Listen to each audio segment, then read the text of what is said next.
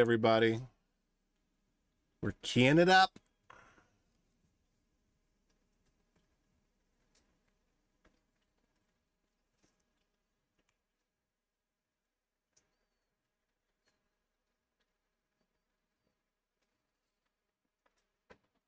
I'm back. Oh, all right. I am streaming. Streaming. Yeah. I just started seconds ago. Okay. Well, I'm back. All right, Honene. Are you been staying home? No, I'm gonna go in. I'm just gonna work on something here first. A little bit. Maybe How a couple long? hours. A couple hours. Yeah, maybe. Did you already eat? Yes, thank you. All right. Bum bum bum.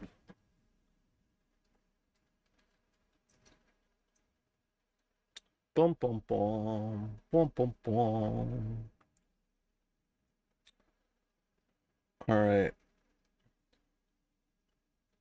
Hey, why isn't it showing up as let's see. What's live now? There we go. There's what's live now. Copy link address. Oh, and I was gonna start the music. I am so excited. I'm so excited to have, well, it's over there now. Down in the corner over that way.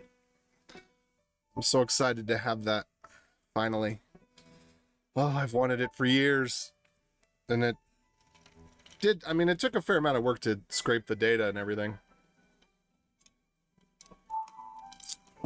So I could organize the music the way that I wanted from OC Remix. Anyway, today is actually going to be a redo of what I did last time. I renamed the last one 6.5 because it was just a bunch of meandering. I mean, we had some good times, don't get me wrong, but it was mega meandering and not a lot of actual code done. So I'm just going to redo the code that we did get done. So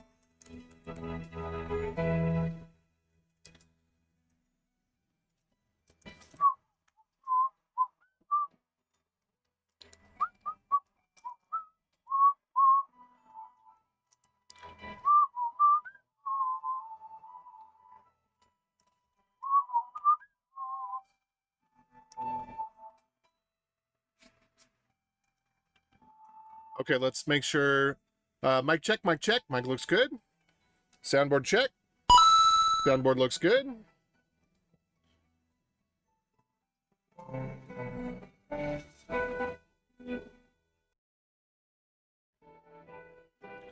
Wow. Has it really been 24 days that my audio setup has been on? So it's mean it's been a month since I rebooted my computer? Improbable. Okay. I still have a couple more things to do here. I've got at least one more channel I need to post in. I'll try to make it in 30 seconds. We'll see. We'll see. If I can remember what I'm even doing. It was a live channel. Where's live stream? There's live streams. There we go.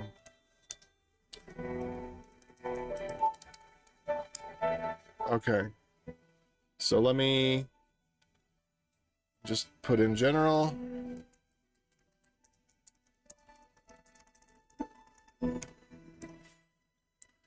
And then where was the Golang?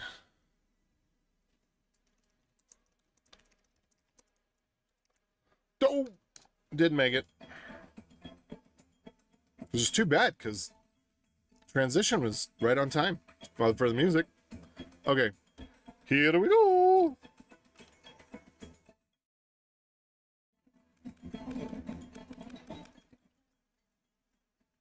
All right, I'm turning the music down. Hey, how's it going, everybody? Okay, so let me explain what we're doing today. So last time I ended up just meandering through the code for a while. I just didn't, I kind of sort of, I got the muse with me by the end of it, but I'd forgotten where I was. And anyway, so I'm just going to take a little bit of time because I do want this series to be fairly cohesive because I think the first several sessions have actually been really good. And I think that there's some value in that. So I'm just going to redo the actual work that I did last time right now. So I'm going to start with what was some of the things that were most confusing. We're going to do a little refactoring before we do additional work, because there was some stuff that I did where I just ended up confusing myself. And so I want to fix that first of all. So I've got this thing up here. All right, yep, there was that. And then there was this one. Okay. So the first thing that we're going to do is just get rid of some linter errors. Well, warnings that were just annoying, but caused the editor to mess up. So let's see here. Wait, what are we on? Go mod vendor. Yeah, okay.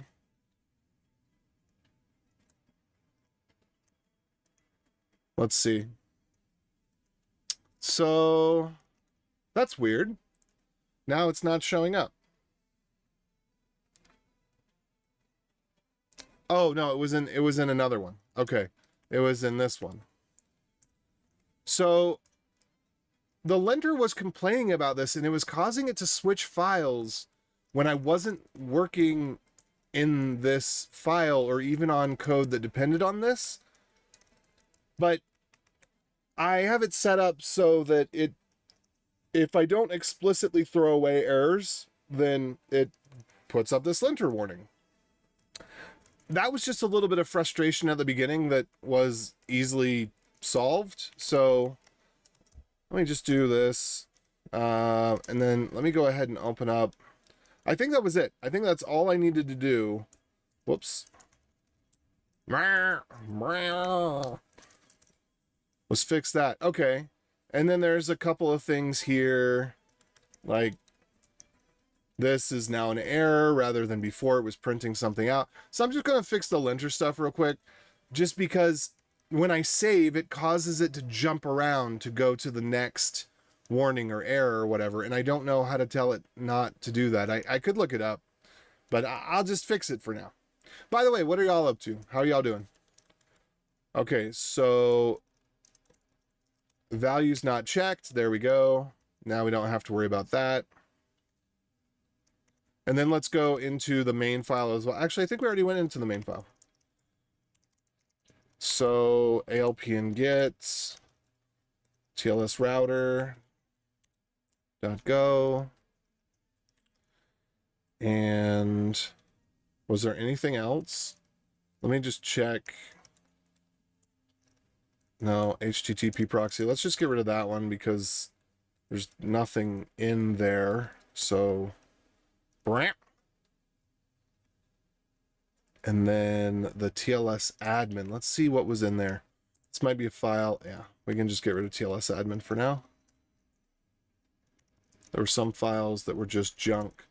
Also, the next day, apparently Amazon and Cloudflare were down for a huge portion of the day. And so a bunch of, I was testing something and it wasn't working. And I thought maybe it was me because, you know, in my old age, I've relearned the wisdom that sometimes it's my fault. And it wasn't. It wasn't. The young wisdom was right. Somebody else's fault. I didn't do it. My work was perfect. In this case, that was true. Okay, I don't remember what that was about. All right, so anyway, we got the linter stuff out of the way, so I'm just going to do, you know, it's like halfway fix, halfway whatever, you know, I don't remember. Do we have a lint capture or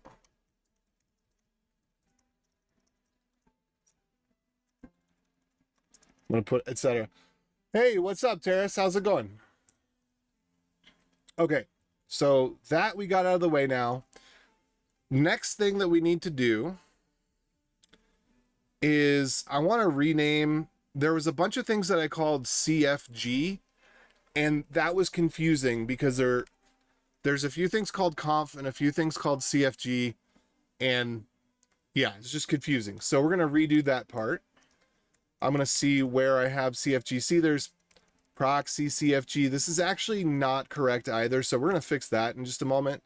But, all right, we've got the big config we're going to call conf. So that's CFG we're going to call conf.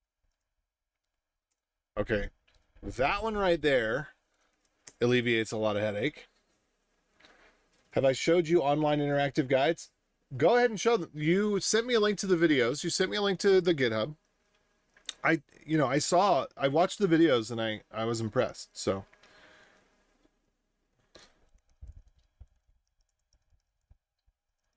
All right. Oh, whoopsie daisies. Forgot to put that one in there. All right. Best wishes from India. Hey. All right. Interactive guides. I'll bring that up later. Stacks log, stacks delete, stacks pull.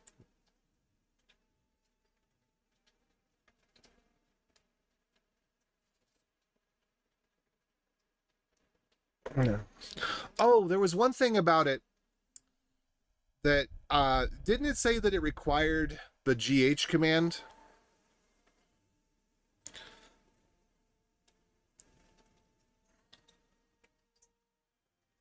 I think that's because it can open up PRs, right?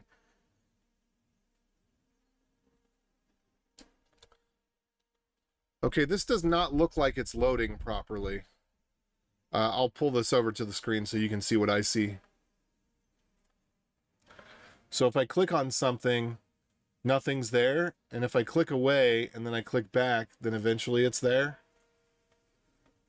But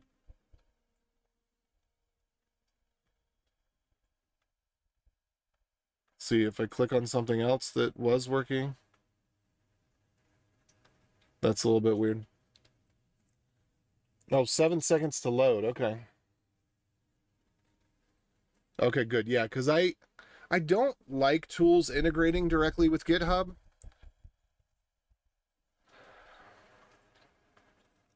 So that's good. I mean, I do like the idea that it could open a PR, but I'd prefer that it just give me the link to open the PR. You know what I'm saying? Just print out the link to the screen. Does it do that if you don't have GH installed? So what is it doing there that it's taking 7 seconds to load? Is that running an emulator in the browser, like a Linux VM or something? I've seen stuff like that before. Or is it a booting up a container somewhere? Okay, it will open the page for opening PRs. Great. Yeah. Yeah, because I really I don't I'm paranoid, man. I mean, the truth of the matter is I don't know you in real life, and I don't, you know, yeah, like I don't know you in real life. That's just the plain and the simple of it. And I'm paranoid, and so I just don't like the idea of. Well, I mean, anything you run on your computer, it's got access to all your credentials because it could just read the dot config files, whatever. But I don't know. With all the stuff that's happened in the last few years, with the different supply chain attacks and everything, I'm paranoid. Like I'm using Wucha's volume modoodle. Let me see if I can bring this over here. So Wucha made this, right? And I love it. It's great. But I was so paranoid to install, a new browser plugin, and all of my browser plugins, all of them are click to activate only. So, because almost every browser plugin needs full access to everything. And so all of my browser plugins are click to activate only. Wucha's plugin is only active when I'm on YouTube because I click it to activate it. And same with the others. I mean, even the official, I think even the official Google one, I only have click to activate. So yeah. Simulating CPU for compiled Docker image and WASM. Okay, cool. Yep, that sounds about right. I heard about that years ago, probably before it was real, when they were still working on it. I thought it was interesting. I think a lot of people thought it was really interesting. I do not have any web requests from Stacks anywhere. Okay, cool. Yeah, it does look useful. So anyway, all right, the next thing that we need to do here is oh, was there not, was there, hold on, net ln, and okay, we got that one done. Okay, good. So the next thing that we need to do here is rename this thing that's called net proxy. What I called it was net cap. I'm not even sure if that's right. I think I want to rename it to net ton this time around. So this package net proxy, we could call it net ton, we could call it net br, we could call it net, I mean, it also would be fine to call it, make something called net and then do net. And then I don't know if the terminology is correct for this. Let me go look this up. But virtual bridge, well, I guess all bridges are virtual, right? So let's see. Let's go to ChatGPT because I'm doing definitions, not code. What's the difference between a bridge interface and a tunnel interface?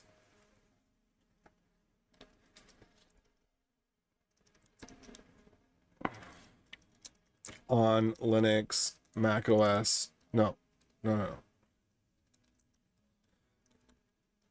Let's just put Ethernet.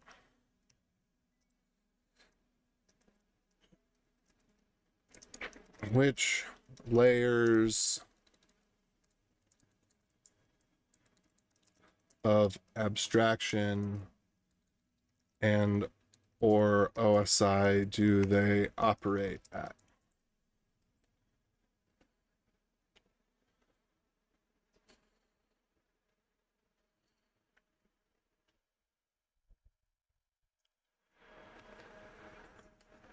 Okay, so physical network switch.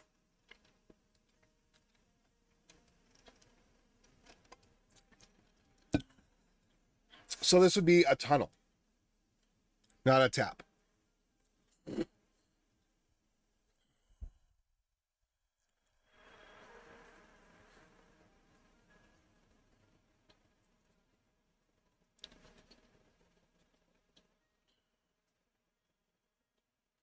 VPN, routing between networks.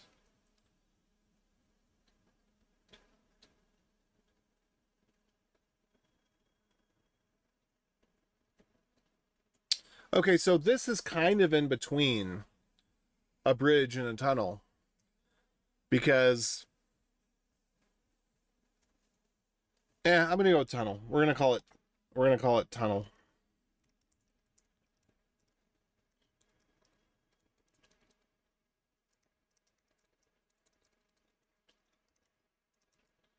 Oops.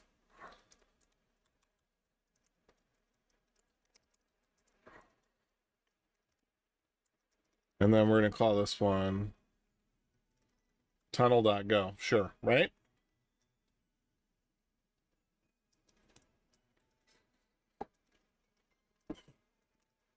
All right, so let's go in here. And I'd simplified this quite a bit. So the goal of this is to get it to the point where we have an admin interface where we serve up an app and we use an API. That's the goal.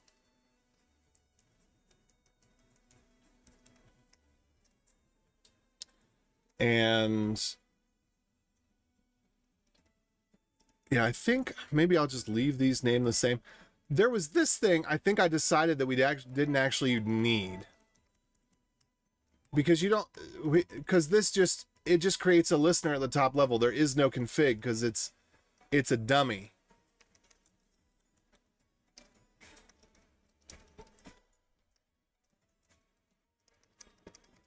So I think I just did this. I'm going to go double check what the actual change looks like. All right, that was TLS router main, TLS router go. Yeah. All right, and then we've got net proxy. Yeah, so we changed its name to ton in this case. And Okay, and in place of the listen config, we have a type that is, I guess I could call it tunnel listener or inject listener. Tell me what y'all think is a better choice for this. So what we're defining is we're creating a listener, just like a listener. Brain, come on, brain. Come on, boot up, brain, boot up. We're creating something that complies to the net listener interface,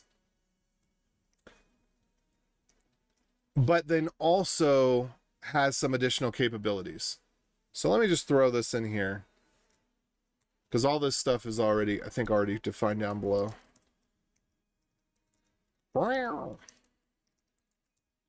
Okay. So, and then we need to do, there's a little hacky doodle here that we can do at the bottom. It's something like var listener dot inject listener. It just gets thrown away. It just creates the ability for a type check.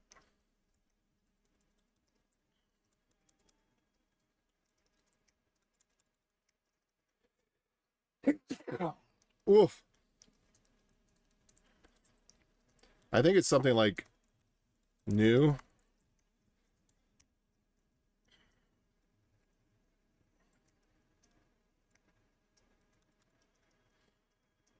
Hold on, let's see what the message is here.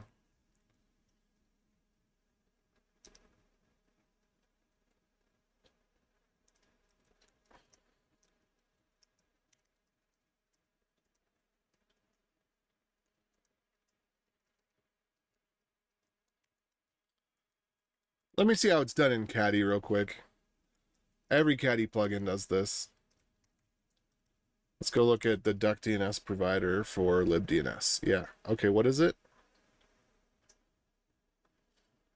Okay, interface guards. That's what they're called. I'm going to try the same thing down here.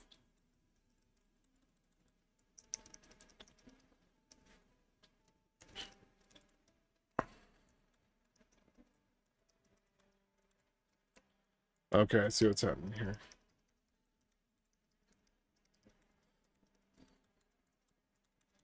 Interesting. All right, this is what I was looking for. Missing inject method. All right, that's right. So I think I called it offer, but I like inject better. So we're going to call this inject again. I was bouncing back and forth on this last time. Not in session 6.5 as it's now renamed, but in session 6. Well, I guess and in session 6.5. Yeah, I guess I just changed inject here. I think that was all I did. Inject. Okay, cool. So there we go. All right, so let me explain what we're doing here. So, because there was some good stuff that came out of 6.5 in terms of the process that led me to this decision, whereas here I'm just making the decision and it's a little bit hard to conjure up the rationale for it. But essentially, if we were to go back a little bit, what we had in here, let's just go back to this, right? So we have this empty struct that does nothing, and it just returns a thing. And there was two different types of two different ways to use the listener, and I thought that I was actually going to need two different structs, and that's why I started creating the interface. But I think the interface is just cleaner in general because this is basically a dummy thing anyway. So except add or close, those are all things that a net.listener has, and then inject is the thing that's unique to the inject listener. Makes sense, right? And now we just have this listen that returns a listener and does not require a listen config because the config is empty because there's nothing to configure. And this previously was called proxy, but it's not really a proxy. It's more of a tunnel or a pipe, but pipe already means something else in Go, so I wanted to call it something that the standard library isn't already using, and I don't think the standard library is already using tunnel. So anyway, there's that.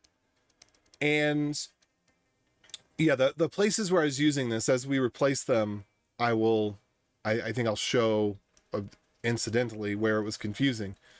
But we've got dummy local adder. My process was, at first I had called the config dummy config because it didn't do anything, and then as I got more into it, I realized that like there was no point in even calling it dummy config. And I think the reason I did that is because I made something private, and then because the implementation was completely internal, there was nothing public about it, and then it complained about it, and I was like, oh well, how about I just get rid of it? And so that's what I did. And so I don't think we actually need the inject listener interface anymore, but I still want to have it because there was going to be two types. So one type of connection, it was part of the proxying mechanism, which is where it's proxying from the, it's receiving an actual network connection on one end from a remote client and then taking it to an actual network connection outside of the program. And then the other use case is we got a real network connection on the outside, but on the inside we handle it directly. And that's where I thought that those were going to be two different things. I thought they were going to be two different use cases, but then it turned out that they were handled the same. And the confusion was only on that I called the package net proxy, but it wasn't actually doing any of the proxy stuff. All the proxy stuff was being done by the HTTP proxy package. And so that's why I decided to rename this, because it was just, it caused me confusion and I lost time over it. So now with that done, let me go ahead and stage this. I'm going to check and see, was there anything else that really happened here? Let's see, dummy. I called it dummy listener in my other update, but dummy isn't quite right, because a dummy listener would be more like a no-op. But it's not really a no-op, it's just a pass-through. Okay, so let me see, was there anything else related to that in this?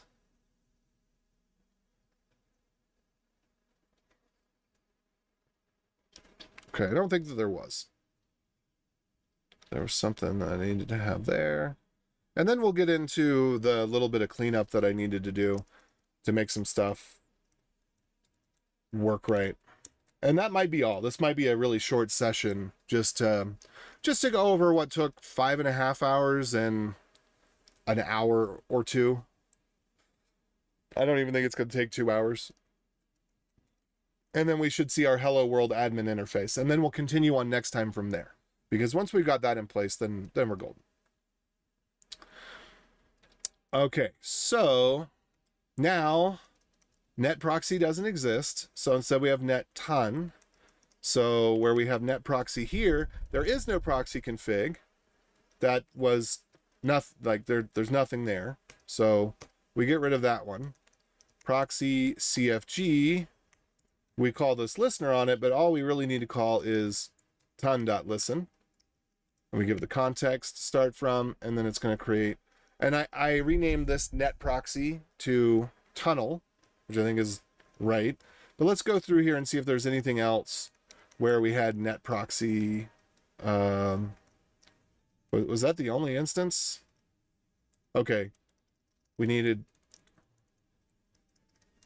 and this would be inject listener. We don't need it to use the concrete type. I don't think there was anything about the concrete type that we needed. All right, and then we needed to change offer to inject. What's up, Aaron? How you doing? That's an unique spelling of Aaron. Not familiar with that. It's obviously a boy spelling, or I would say it looks like a boy spelling to me. It looks like a masculine spelling. That's Not boy per se, but yeah, masculine. Anyway, which is interesting because the other Aaron with an E is the feminine spelling. But I'm guessing by the last name Yadev, you're probably not American. So your standards for masculine and feminine spellings of Aaron is probably completely different. I'm doing well. Just chugging along here. How about yourself? Doing some refactoring. I'm actually redoing some work on purpose for the stream because this TLS router that I've been building up to the last stream was mostly cohesive and made sense, but it had been a couple, well, maybe more than a couple weeks since I had last two or three. I don't think four, but maybe since I'd last worked in it, and it was good. I mean, we had a good time. We were hanging out and all, but the code, very little code got done, and I felt like I'm far enough into these sessions with this project that I want it to stay cohesive, so I'd rather just redo the work and then resume next time I work on it.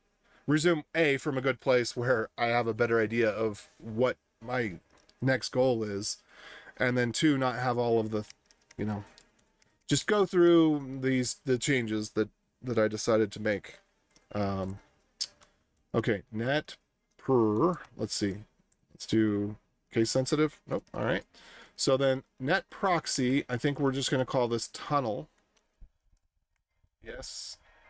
Yes. Yes. Yes. Yes. Yes. Yes. And then I'm going to see if I can find specifically what else I changed in here in regards to the net proxy.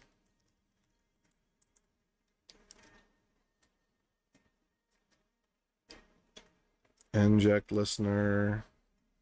Oh, I had to add it in a couple of places.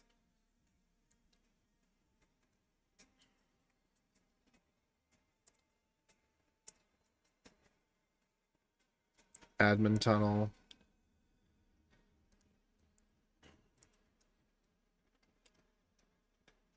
Okay, that was one of the things I needed to change. It's not much there.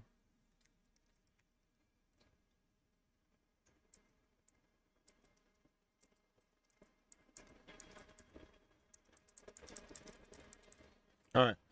So I'll go ahead and just commit this.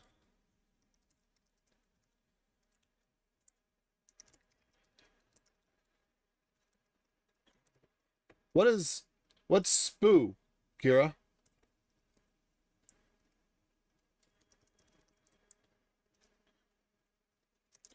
All right, let's see if I can go build this.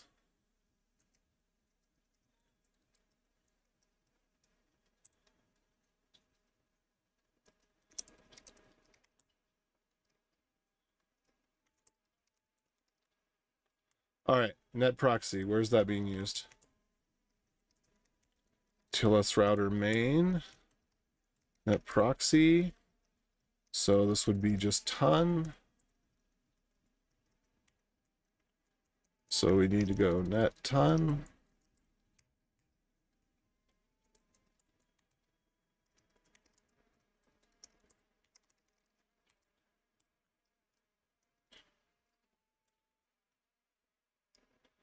Let's see, was there anything that took place in CMD stuff over here?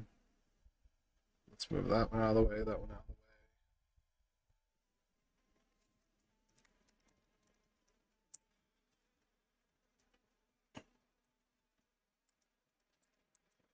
Looks like there was only one place that was used, so that's probably right then. Okay, cool.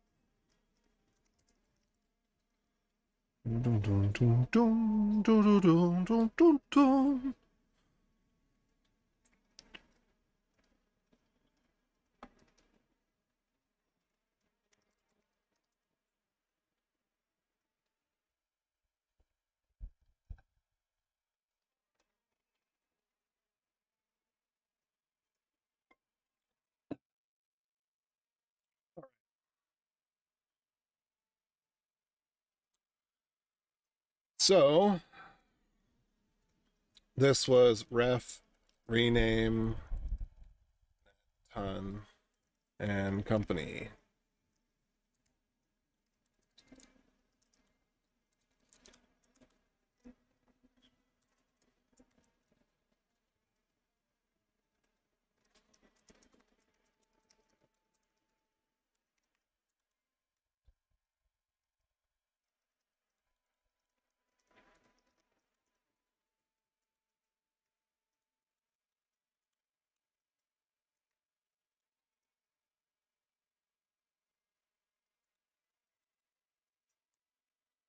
All right, so that's good. What's up, Ibn? How you doing?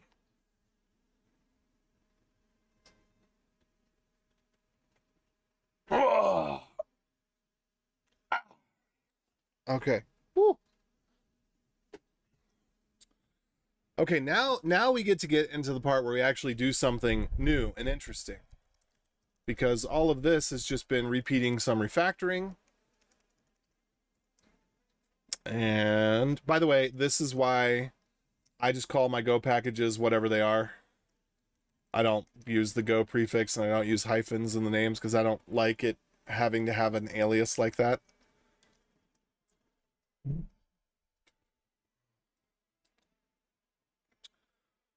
All right. What shall we do?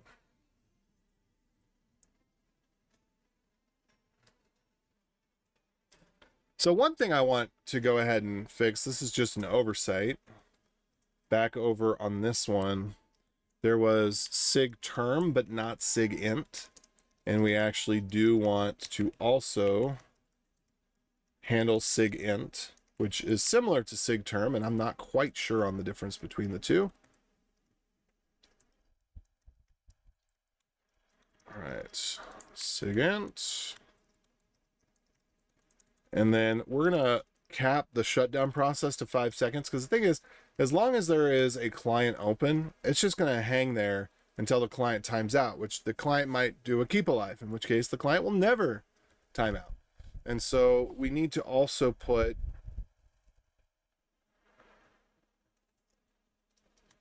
something like this. So it would be better, whoops. So we're just going to put a 5 second timeout there and there.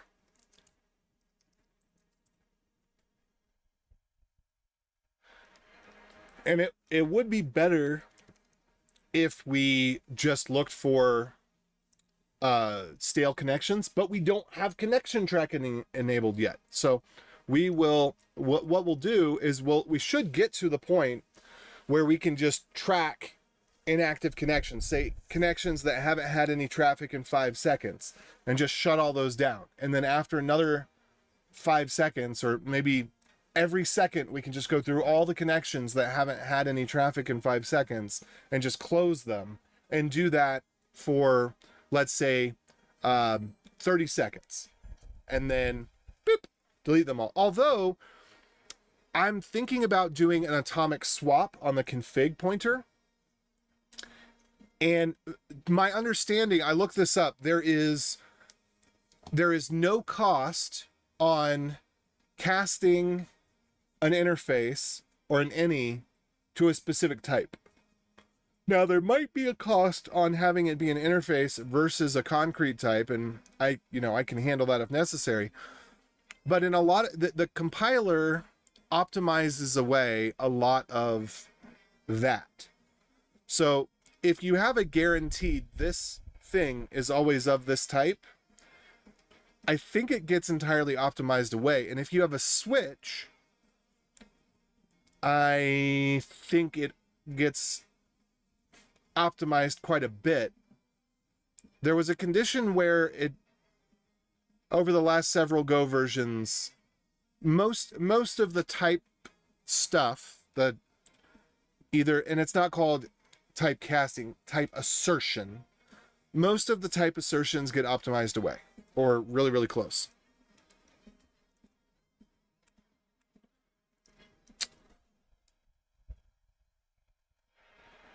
My last name is just a gimmick. People with this last name seem to have a low IQ out here. Oh no. All right. Uh, you sure AI isn't going to take your job? Yeah, I'm sure AI isn't going to take my job. AI is a tool. That's like saying, you know, that's like saying to a person who drives horses, are you sure that the car isn't going to take away your job? No, they just became a taxi driver, right? Like the people who could afford horses and wanted to drive horses drove their horses before the car was invented. And then when the car was invented, people who were rich enough to buy a car and drive their car, they drove their own car. So, um, I think that it's going to make it harder for people to tell the good from the bad. I think it might create a skew where people judge programmers more on their personal skills and less on their technical skills, because people are going to want to hire people to fix their problems that they like rather than the people that are good.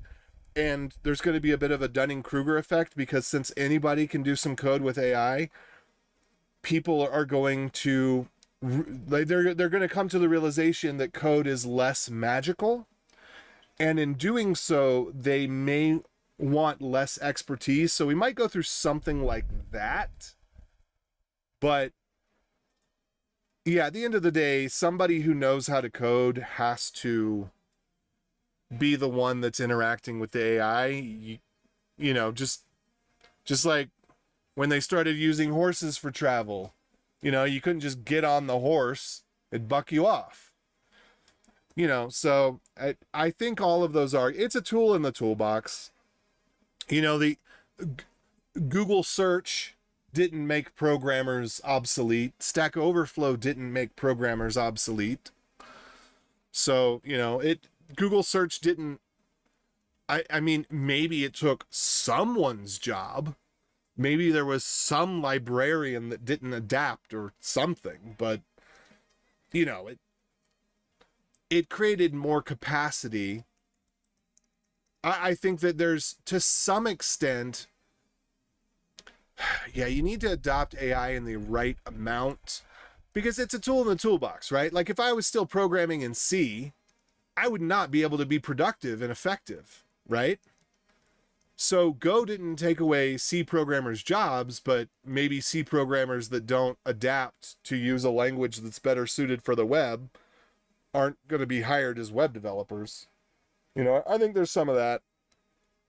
There's definitely some stuff that but I'm glad.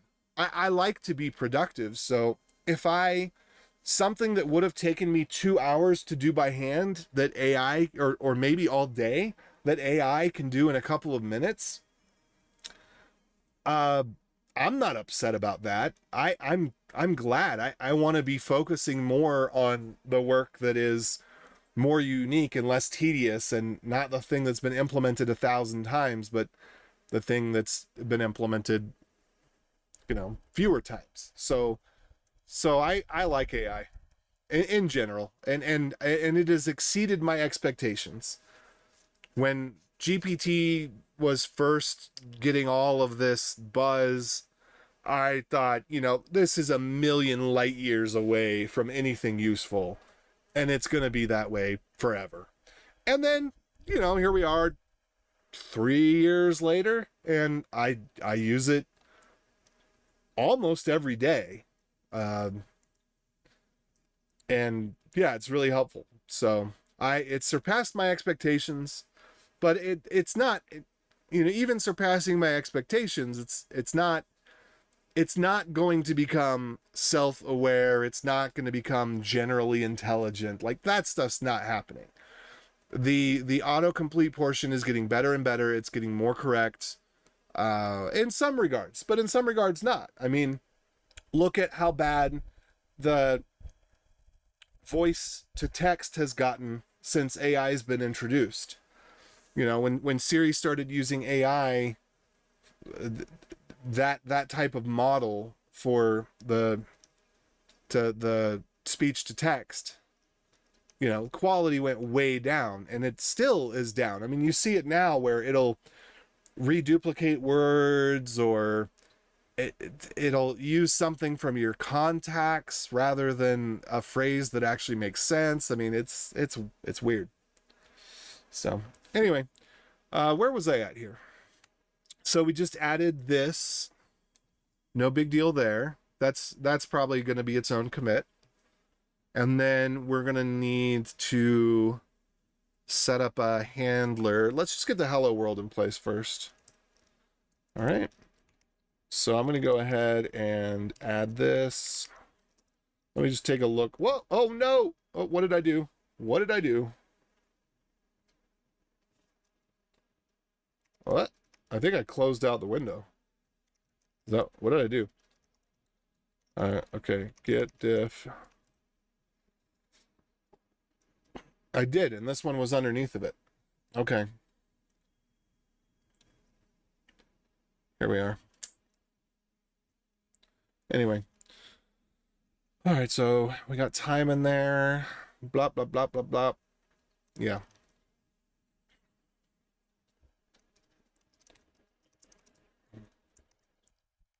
All right, fix.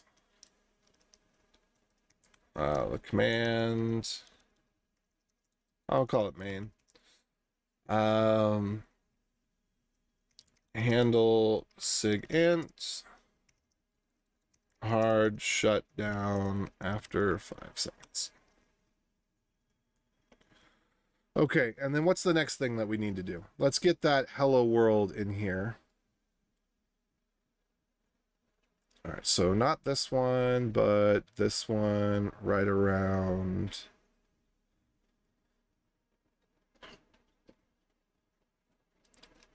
here. There was some general cleanup that I wanted to do. Let me get this out of the way. Actually gonna... All I did was remove an unused property and get rid of a to-do that was to done. That's what that quick little flop flop was. Okay. This one. All of these. Okay, so I needed here. Whoopsie daisies.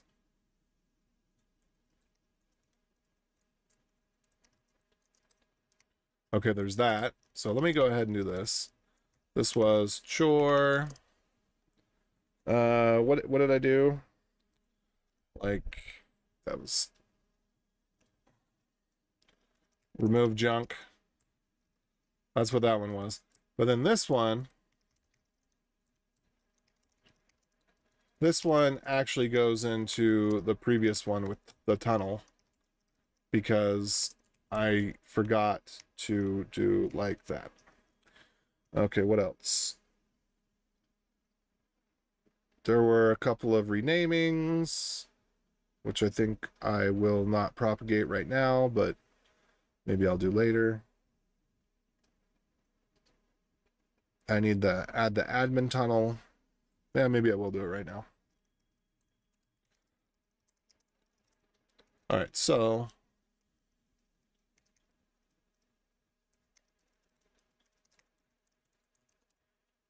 there we go.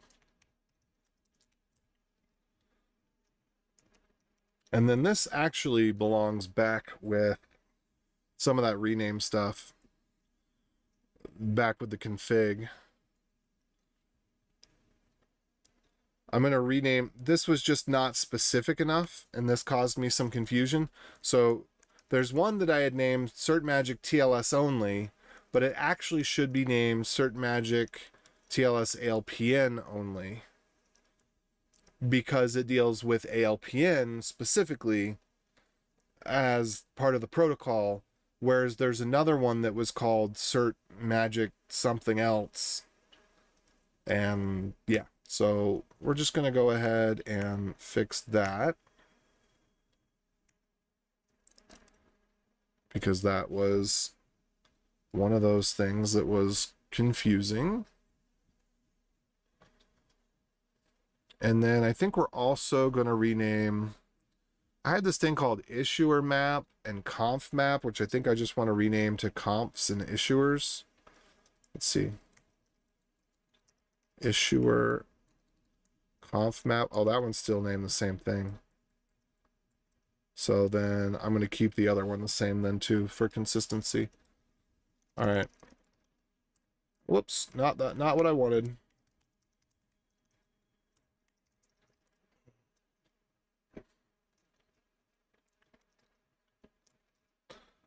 All right. Ref, rename ton. No, that wasn't the rename ton. That was the before that.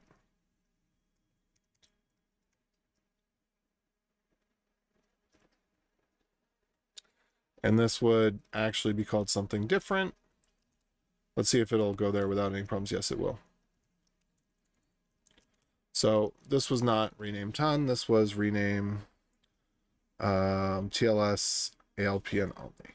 That's what this was.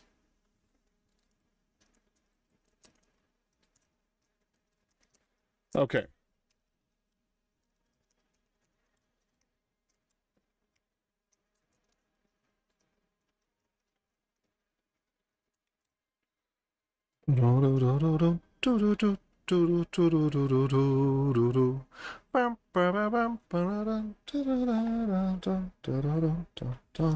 Ah, yes.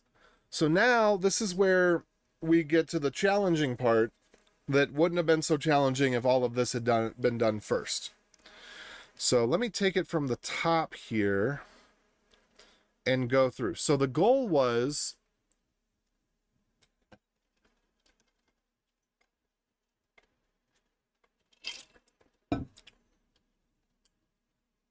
we want an admin interface.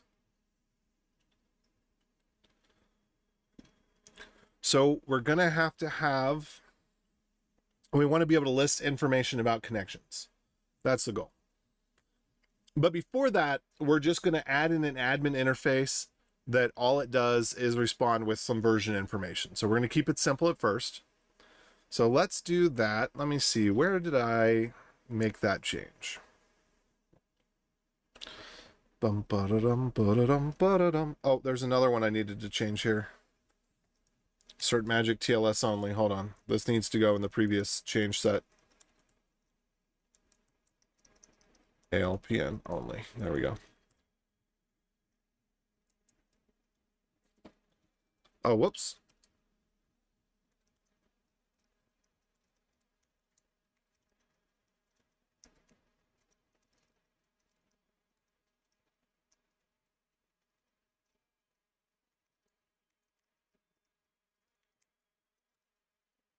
Ah, yes. It was this one.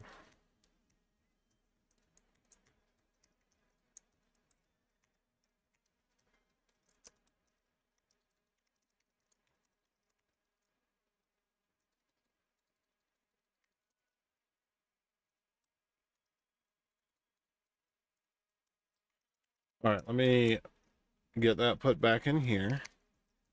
So those just go together. All right. And then from here, oh, this one's a little too hardcore, this track. I'm going to forward to the next track.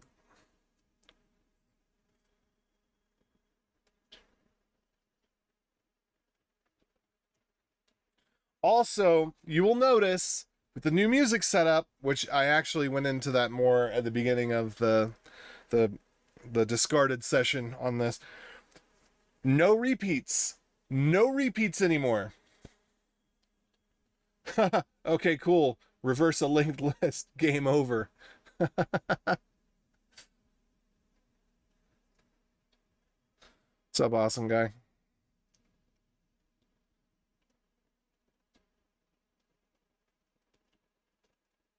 Yeah, you know how you reverse a linked list? Is you get a reference to the tail node, and then you just read it from tail to head. Boom, done. Yeah, a lot of that invert stuff, I've said this before, but if you tell me what your problem is, I can intuit a solution. But if you don't actually have a problem, it becomes very difficult for me to come up with a solution for you. Okay, let's see, let's see.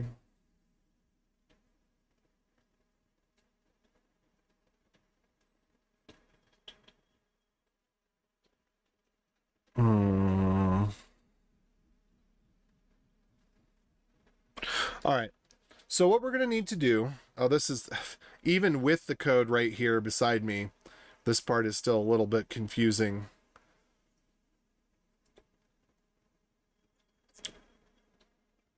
And there was a number of things that I had to change. I guess maybe more got done in that 5.5 hours than I gave it credit for. It's just that at least half of the time was just meandering, though. It felt like more like 2/3 to 3/4 of the time was just meandering. Of course, now we're not much better. Okay, I'm just going to take it from the top. I'm going to look for that admin tunnel, and we're just going to implement it piece by piece. Okay, so let's see. Let's just go up to the top. We're going to start with the listen config. Where'd that listen config go? All right, here it is. So we've got the config, and we also need an admin tunnel. And the admin tunnel is going to be of the same type. It's going to be ton dot, what was it, inject listener.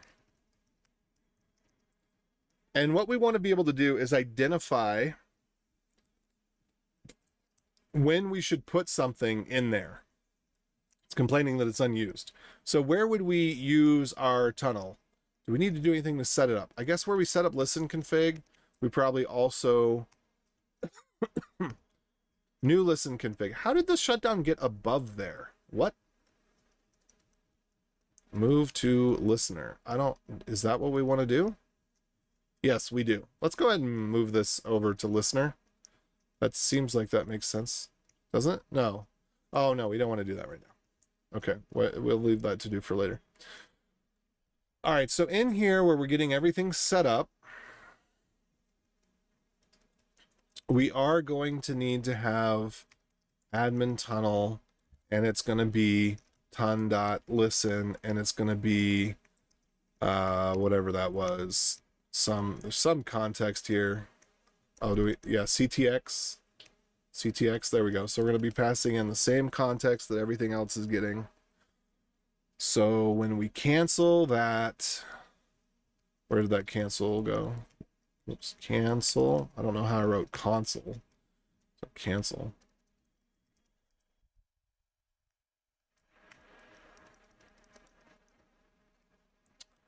Oh, and I think that we actually did not need that listener to return an error. We did because we needed it to match the interface. No, we don't.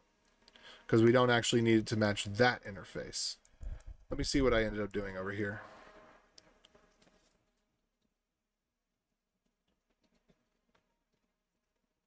Tunnels. So I do keep the error. I don't remember why. I did. Okay, I think I added a new listener.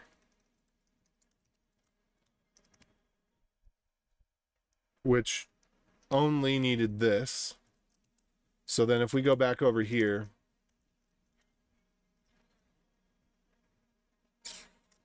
well, actually, first let's go back into here and let's see ton.listen. So yes. Yes. So we actually didn't need this. Hold on. We're gonna stash this one change. What's up, Vishnu? That's not optimal. It's not optimal to start at the tail and go to the head. Why is that not optimal? You tell me, huh? So new listener. And then we don't need any of this nonsense. Because it's not possible for this to have an error. Because it is a dummy.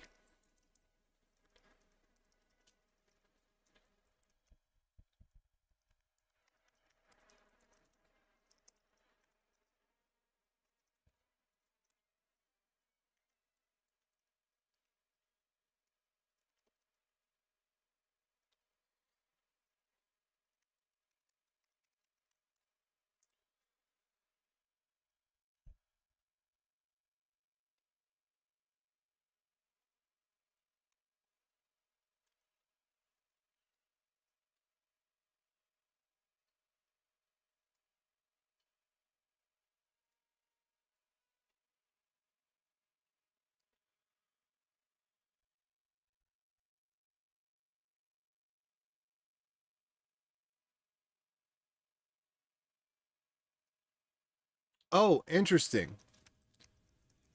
We could make this private and hide the implementation from the caller, though I don't really see any reason to do that, so I'm not going to do that. So this would have been inject listener, and that was it right there. So new listener, can't return an error, we're all good.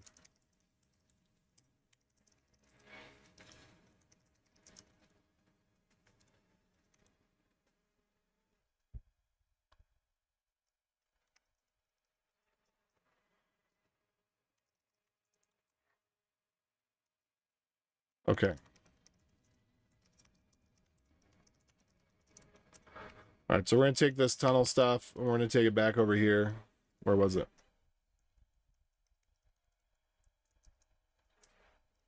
Okay, good. All right, so now let me do git stash pop, and then we're going to take a look at this.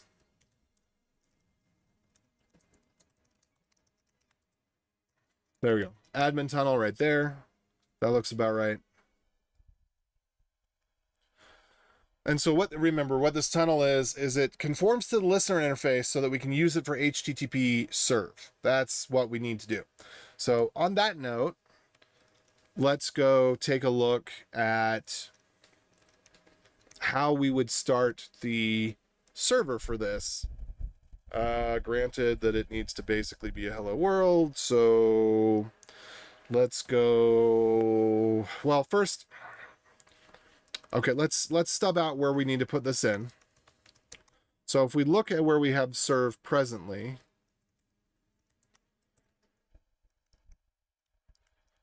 wait, are we in the right file? We're in the right file.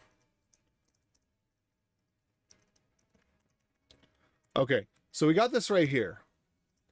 What this is in part of the setup. And what we're doing is with the server, if I'm not mistaken, the server here is actually the proxy. Maybe we should rename that to avoid confusion. So HTTP server proxy. So yeah, we could call this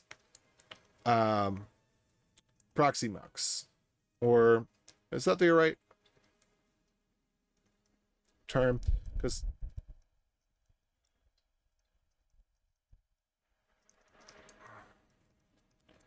this one actually is the proxy.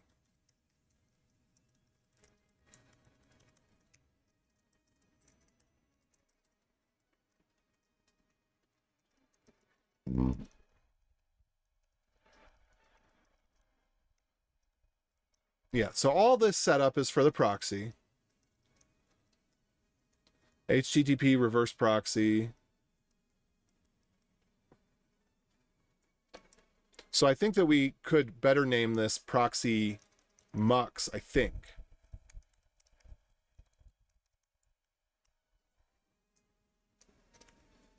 Maybe not. Never mind.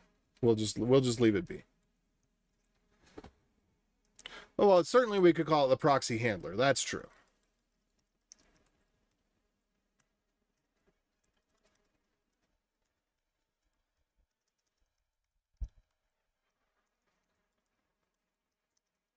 I'll just leave it at proxy.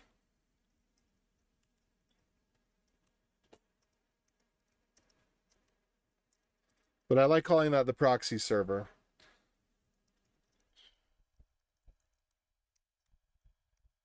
Okay. So I kind of want to put that.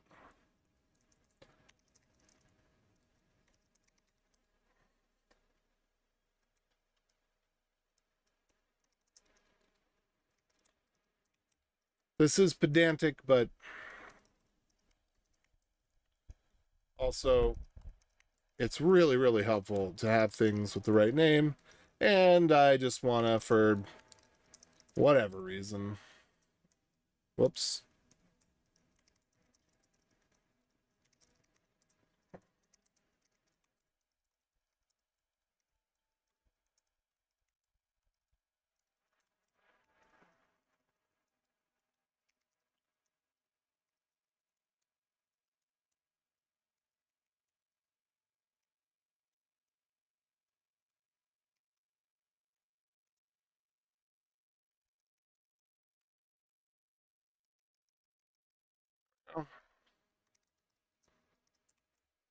Okay, so now this is called proxy server. So we need to create another one of these, but it's going to be the internal bits. And we probably, are we going to need to create it? No, we're going to need to create it in a different place. We're going to create it when we create the listener. The listen config that represents the TLS router. So let me go check over here. I'm going to cheat a little bit, maybe kind of sort of. So let's see, what was important here that's also important for our TLS router? We're going to need a go routine that's going to serve the thing. We're going to need an HTTP server that's going to have a handler that's going to be our tunnel. We're going to still need to do the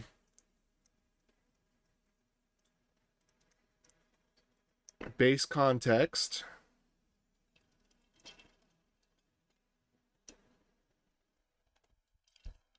So that new connections get the same context. I don't remember what Conn context was. I think it's an alternative to base context. So maybe they're interchangeable. Maybe we should just use the one that doesn't require an extra function call. But we're going to go with that for now. And then protocols. Yeah, we're going to have to set up the protocols. We are going to handle the TLS config before we get there. Yeah, because this is if we need to connect to TLS, like, so we unwrap the TLS potentially, then we connect to TLS again. That's what that was for. So the other thing that we would need is just the protocol stuff. And this just seems like, is this protocols?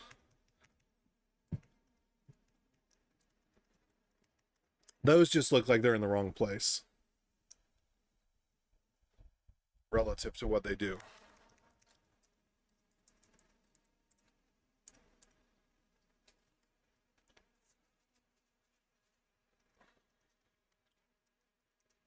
Protocols.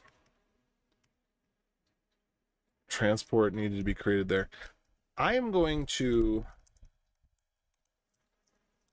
move all of this. Hold on.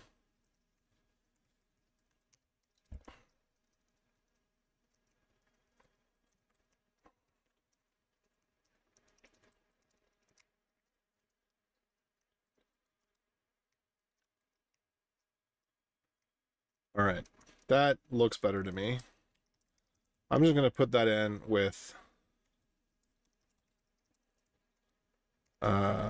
chore move assignment closer to use.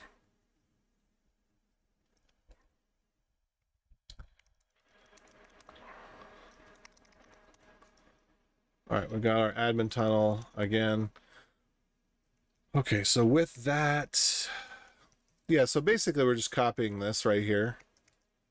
And we're going to take that into our listen and proxy function, which is where our listen config actually starts doing its work. So here we can see that we are accepting connections, then we're handling the close. I guess before we actually start the listener, and just go, whoops, go func. Let's just put this whole thing in a go func. Like that. And then the handler here is going to be, what was it, ln.config.admin tunnel? No, that's not what that's going to be. This is going to be our admin mux. So this is going to be lc.admin mux. Is that what it's going to be? So wait, should we wait to create that tunnel until we get here? I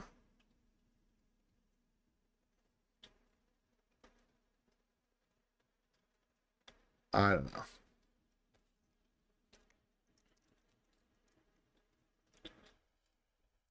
LC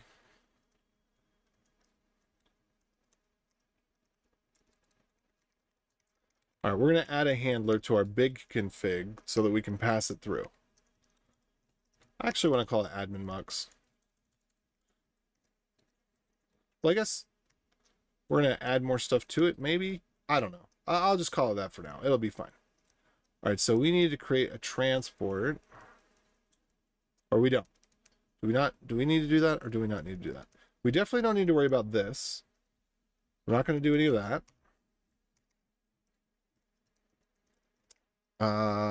Let's see here.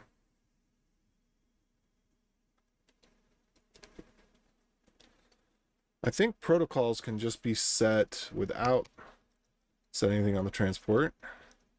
So we don't need any of that. We just need the protocols. We need to go create our handler in the config. And we're going to need to serve the admin tunnel. And then we're going to need to connect it so that we need to match on an admin connection, and then we need to forward it to this tunnel.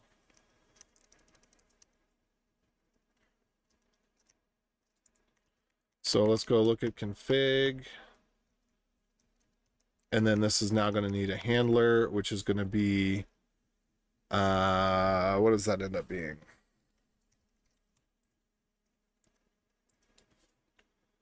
It's HTTP handler func, maybe?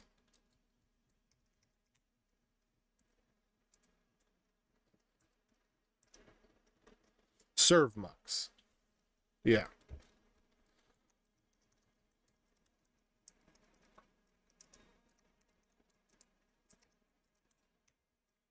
All right, so there's that. And so let's just get this set up with some Hello World stuff. Actually, first, we'll go through and do the painful work of deciding how this thing gets connected. So what I had come up with for the time being, if we go back into the config file, I'm going into the config file now, was that we're going to have a special TLS matches that's just admin, and all it has is domains. So, and that's our TLS router admin. So if we go back to this, and then we kind of have to, this is where it gets a little hairy.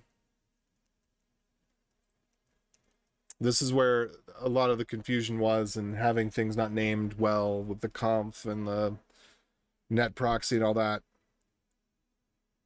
were particularly confusing. Let's see here.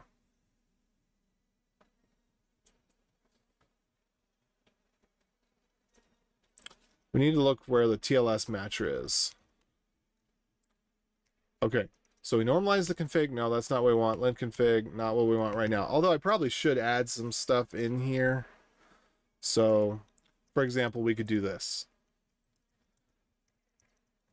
Conf.admin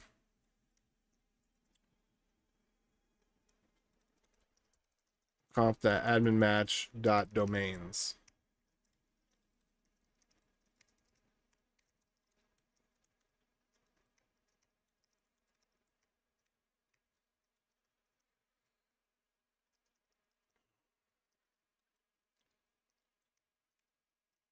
Yeah, that's probably good. So we go up to the big conf.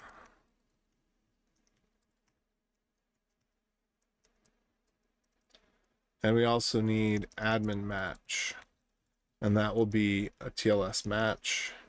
And that will be represented in here as admin, as we just saw.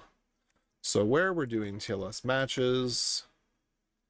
Oh, and then this was normalize. And I don't think there's anything we need to normalize here except for, no, we do need to do this one.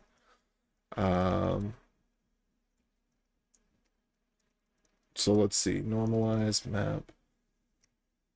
TLS match. Oh. Kind of, sort of, in a way. Let's see.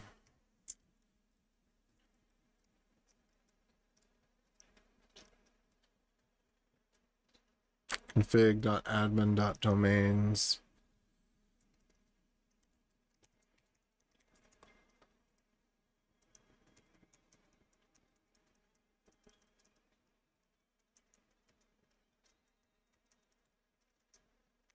Yeah, we'll just do the same thing right here.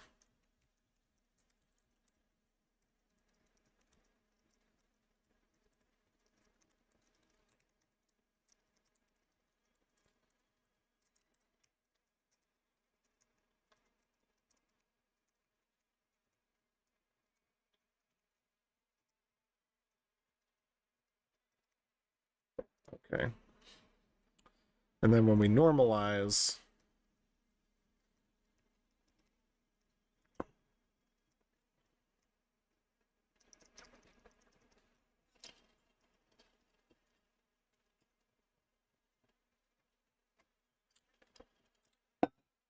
let's see, SNI ALPN.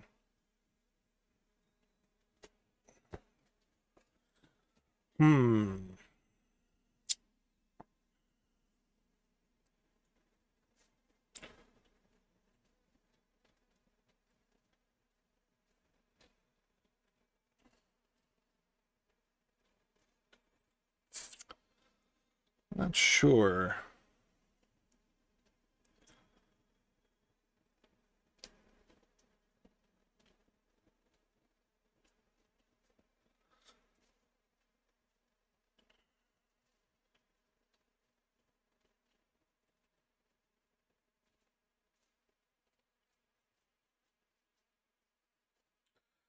I don't know that I really want this to be in the normal map. Maybe I do. Let's see.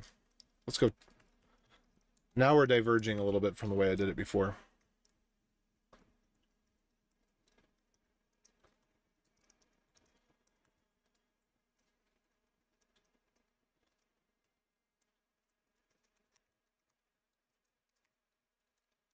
Configs by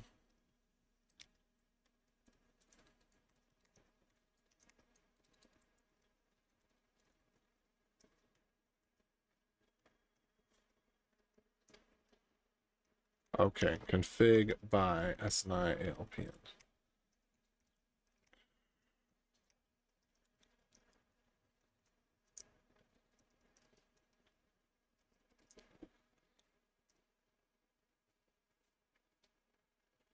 Because it's not really a backend.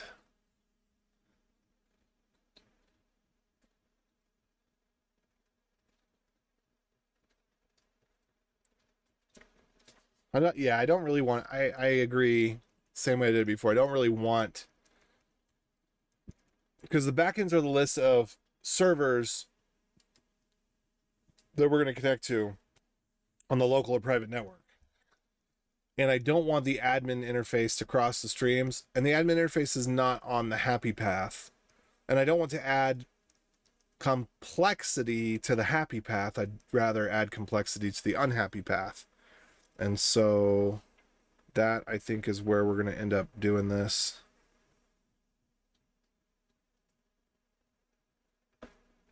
But we do need, okay, before I go there even,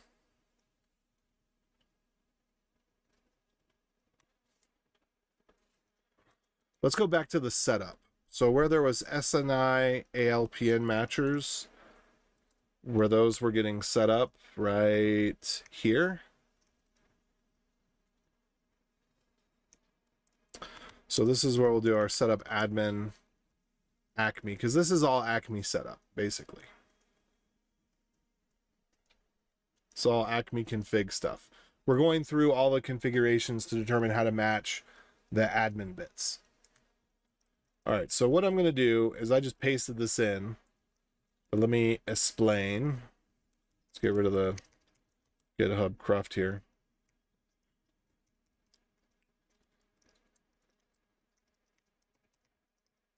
Let me just, I know that those are not the right names.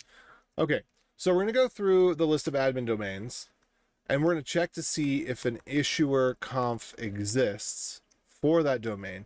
The reason that the issuer conf will exist is because the issuer confs, let's go back to this, they're not part of this right now. They're part of this. So these are the issuer confs. The Acme issuer configs. These. So you can see we got one here and we got one here. And so that's looped over elsewhere and this config is mapped to this domain name. And we're keeping them separate because they're logically separate. I actually have another config file format. You can see here I went through a few different iterations. And so there's a 2 and there's a 3. So the 2 was a bit different. And I was trying to put the Acme config up closer to where the matcher was going to be. And I had this kind of comment thing going on, which begs the question, well, what does this represent? And then when I came out the third version is actually more similar to the first version, except now we call it app name, and we have the Acme config, and there was some other stuff that changed slightly. But basically, we're saying this Acme config applies to stuff that's in here. And if we had, for some reason, we had 2 Acme configs that were both valid, that were dissimilar, then what we would actually do is we would just duplicate this application. But we're optimizing for the happy path, and then this stuff down here wasn't changed, so it doesn't actually follow the right format. But here the idea is that there's an application, and the application has a number of services with it that have probably related domains, probably related Acme configs, and we're saying we're going to group them together to make it easier to reason about. So it's not that much different than what we have right now, other than that there's the app name and the Acme config. And if we look at this one, I think that one was even updated a little bit. Yeah, because this one is, here's all the domains that are associated with this. And so that's like, okay, so if it's any of these domains, but it matches on these things. So this one was just an experimental config, but I didn't end up liking it as much. And then I had done some other stuff down here. Anyway, so this one is the one that I think I'm going to ship with. But right now, we're working with this one, which does not have that construct. So with this one, all of the Acme config is separate, which is similar to how it is in Caddy. But in Caddy, this becomes a nightmare to manage. And so I don't want to have to deal with it with the layer 4, the Caddy layer 4 thing. All right. So with that all said, that's what issuer conf map refers to.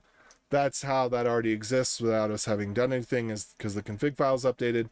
So now if we go look here, yeah, if there's no internal config for the admin domain, that's a problem. That maybe should be a panic. Well, I don't want sites that could work to fail because the admin interface doesn't work. So no, it's just a warning for now. Okay, so then we're going to loop over the cert magic conf maps, which is different from this in that it's the cert magic configuration. So we take the issuer configuration, we put that into cert magic, as you will see here momentarily.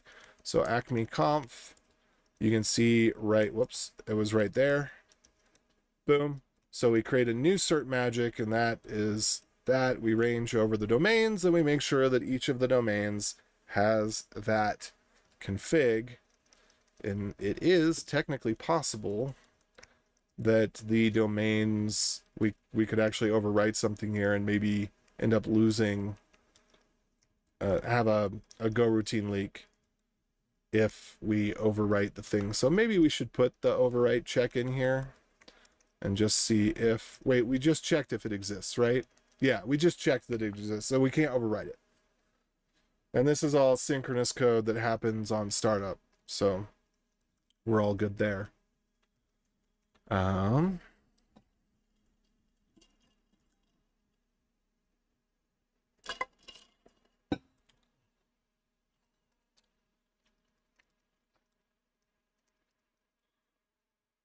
Yeah, and I probably, when we get to the point where we have the config being edited, I will probably put a mutex around config editing and use an atomic to swap it. That way we serialize any edits, but the swap is atomic and we don't have extra mutexes around it. Okay, so that's that. And then cert magic doesn't support multi-SAN. I don't know if I still need that comment right there because we've got it elsewhere. But yeah, manage sync is actually just telling it to start the management routine, and it being called sync doesn't actually mean anything. All this does is add it to the allow list because we set Acme to be dynamic, meaning that it gets them on request, not all at startup. So sync doesn't actually mean what it seems like, because the only thing that's happening synchronously is that it's adding it to the allow list. Okay. Great. So that sets up our Acme stuff. There was a typo that I need to fix somewhere.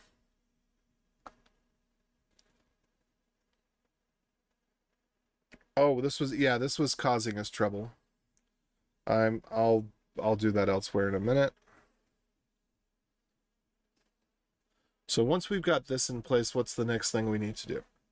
Now we need to actually, so everything is set up so that we've got the cert magic config, and now we need to actually get it so that we can identify which connection is going to use this config. Before we do that, I do want to fix this one thing. So I'm going to stash that. There was another bug that gets encountered later if we don't fix this. So in this one, where we're creating the DNS only cert magic issuer right here. So see, we disable HTTP, disable TLS ALPN, or no, disable. No, this is the TLS ALPN only. That's what this one is, not the DNS only. This is the TLS ALPN only. So we want to disable HTTP, we don't provide DNS, and then we make sure that we're explicitly not disabling TLS ALPN. This other one, we actually need to do the opposite. So disable TLS ALPN challenge, that doesn't matter, because when we're doing DNS, we must disable the TLS ALPN. Whoops. So then this, I don't think actually ever has a place.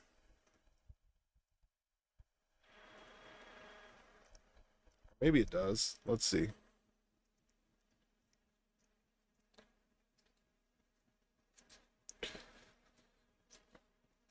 Let me see if that did have a place.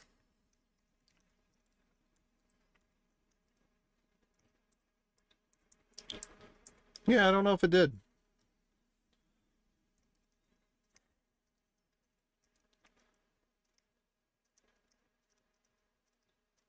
So we could just get rid of that,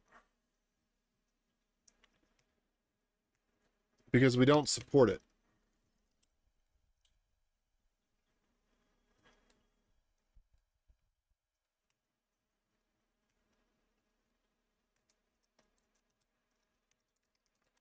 Because we're not going to allow the HTTP interface, so it has to be TLS ALPN or DNS, because we don't do HTTP for this. We will eventually have an HTTP server for it, but it's just going to serve one function, which is to redirect to HTTPS. It's not going to handle anything else.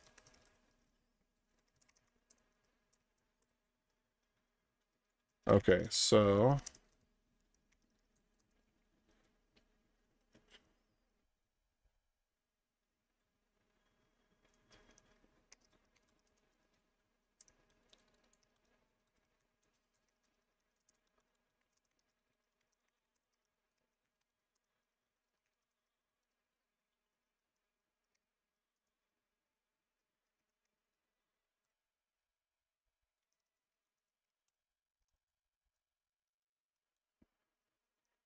all right, well, it looks like we are going to take 2 hours on this.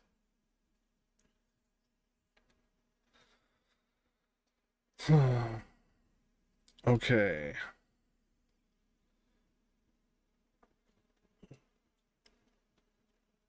Let me see. We're getting close.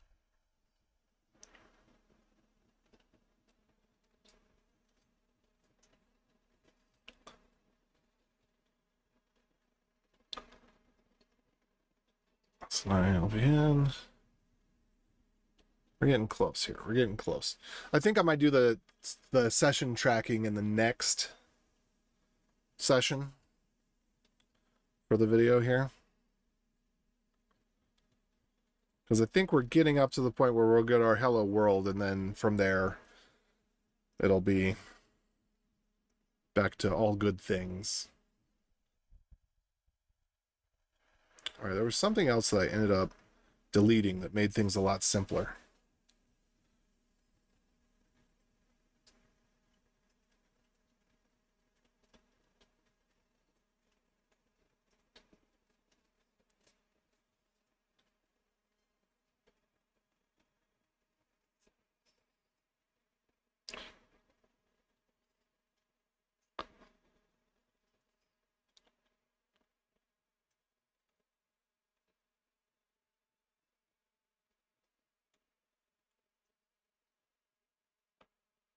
Okay, yeah. So there's some stuff. Let's see. We need to go through.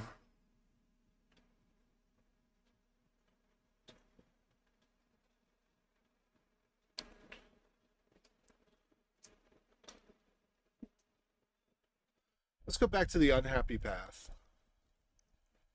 This is where we want to handle our admin stuff. So if we don't have a slow match, then this is where we check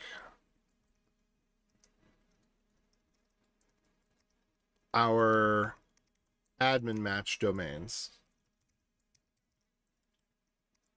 for this domain. And we probably also need to check the ALPN on it. If we're going to the admin domain, we have to terminate the TLS. So where was our backend at?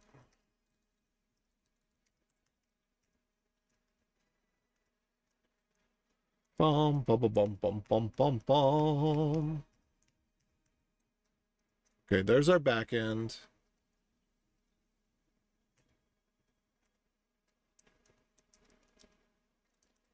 All right.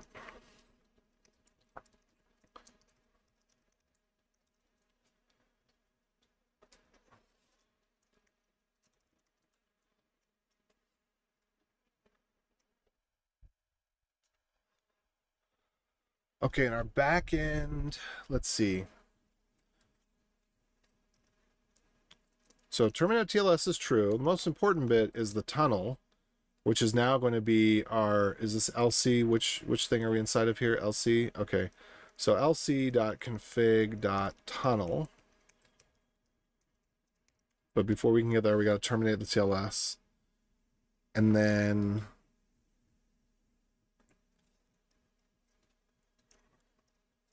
no, wait, hold on.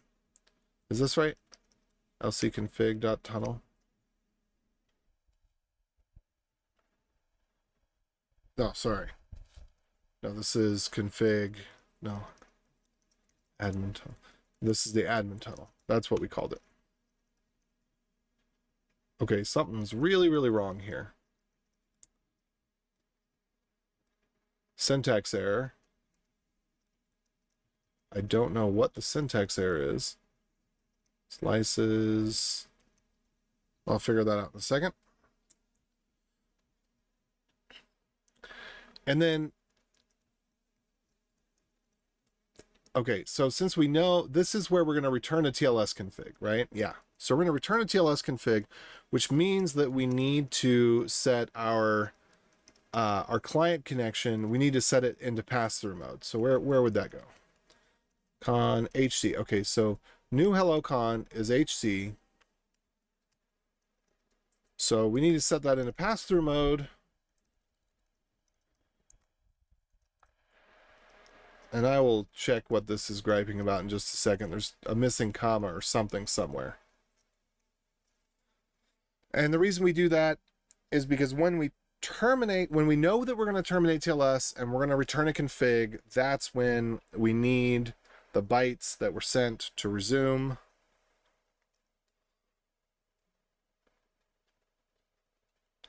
Okay, so then we're going to have the TLS config that we're going to return. Let's see, where else do we have TLS config? Just below here, I think. TLS config. Could have sworn that we do this right below. Do we not?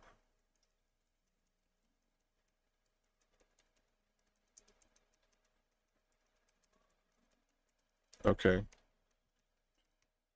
Also, since we're already panicking on this, this actually doesn't make sense to have this here. And when we panic, we're going to stack trace, which is all good. So we actually don't need that at all. We can just elide this away. There we go.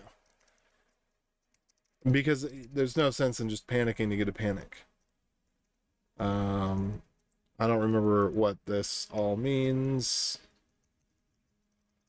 But this is what we actually need here. Oh, because we pre-configure, we could get the certificates directly. I don't know if I want to do any of that stuff anymore. But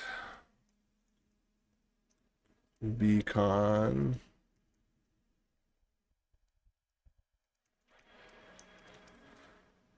Okay, where was I? Right here. So we're going to take this one.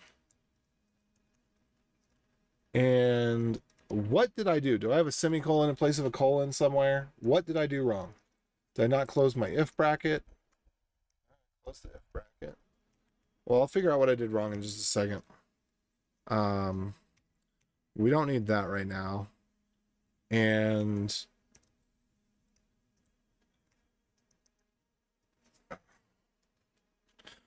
with this one, we're only handling this. Oh, and this we should have checked too.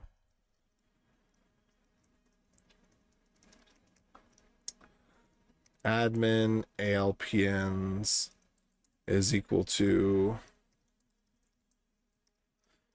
H2 and actually I guess it'd be H2C. I'm not sure on that, how exactly that works. But I think that that's true. Well, I guess on the outside, we wouldn't be representing it as H2C. It would be only on the inside. So then we would also have then this, if slices contains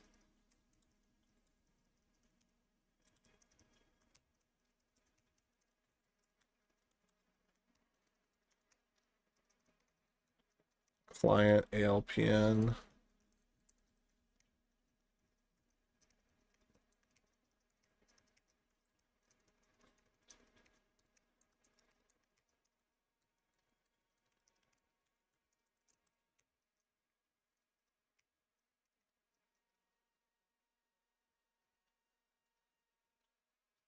And then we also do need to have nil on this one as well.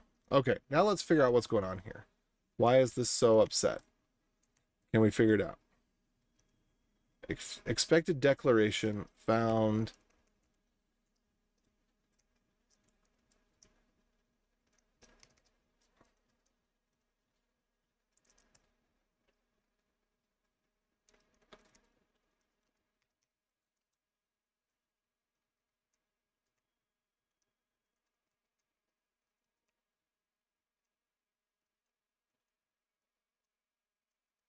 Okay, so something went wrong somewhere nearby.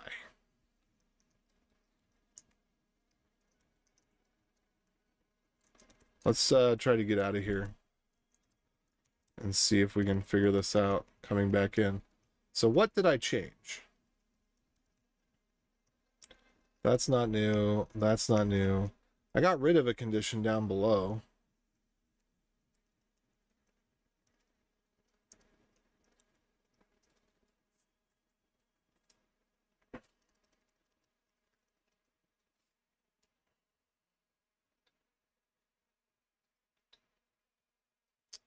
And then we don't enable pass-through on this one.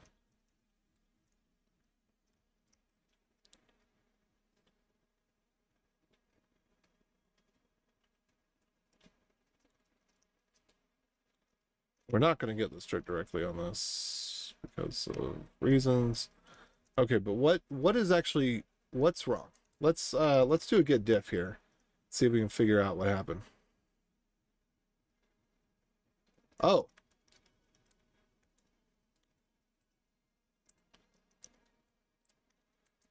Updated upstream. Are we in the middle of a rebase? No. Okay, then I'm confused. Color me confused.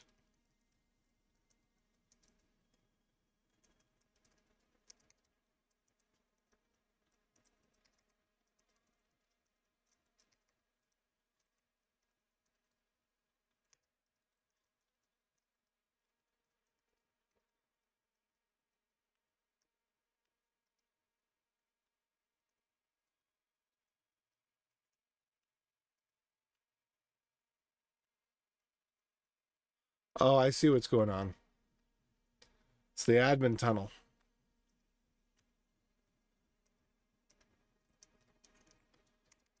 All right, so we get rid of that one. We'll get rid of that junk that we're not using.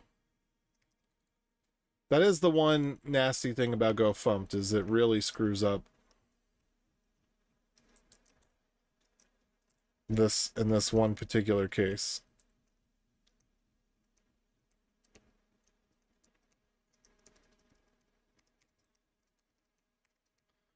There we go.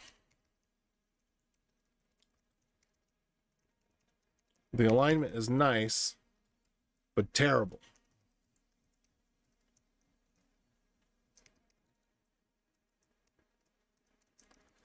The great and terrible alignment. There we go.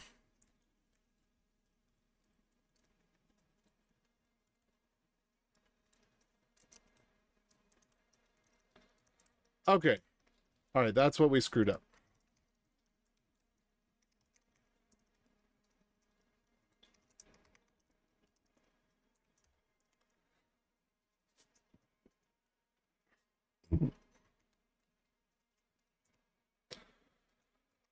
Okay, let's see if we can get this hello world in place now.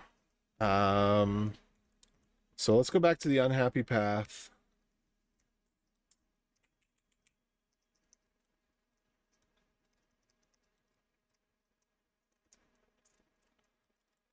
I want to do this because this is getting more complex than I like. And I think that if we just do early returns on both of these, we're at no loss. So let's do it like that then. Okay, that looks better to me. All right, so our back end is going to be the admin back end. Put it in pass-through mode. Get the certificate, get the protocols. If this panics, that's okay, because what else are we going to do?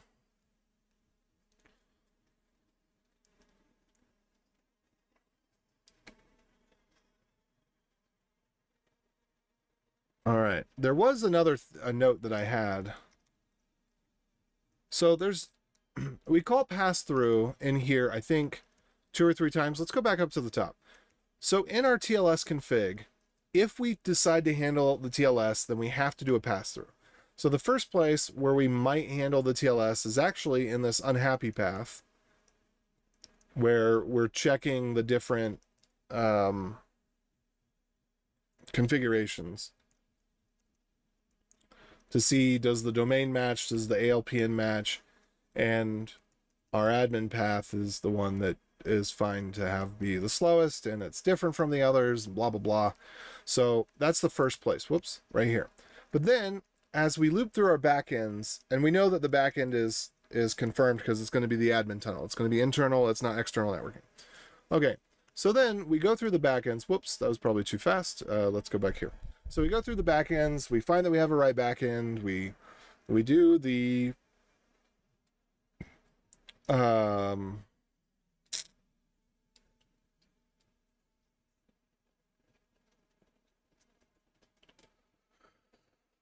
oh, let's see.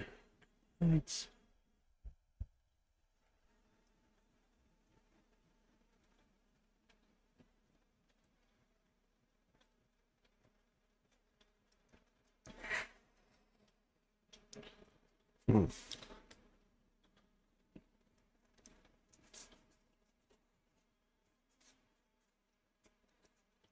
okay. Anyway,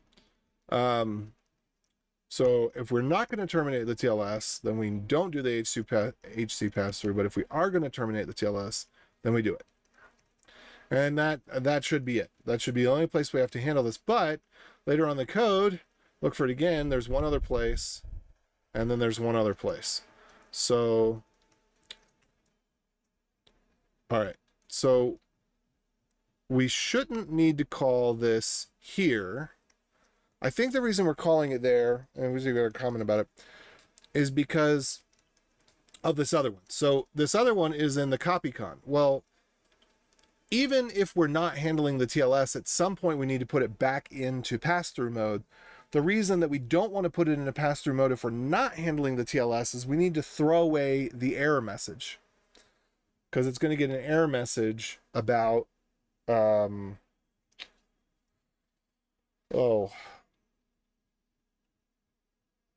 the TLS config not being found. So it's going to get a TLS error, and we want to throw that away. So that's why with this copy Conn. And then what was this other one? And then we're back to the top. Okay. So this one right here, we can delete. Hey, nobody, what's up? I am working on a TLS router. All right. So we get rid of that one. And then that was just cruft. That was just cruft that we needed to get rid of. And let me see back over here.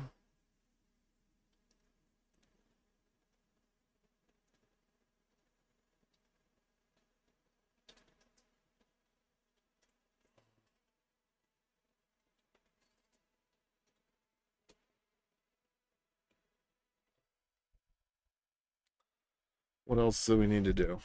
So let's go back here.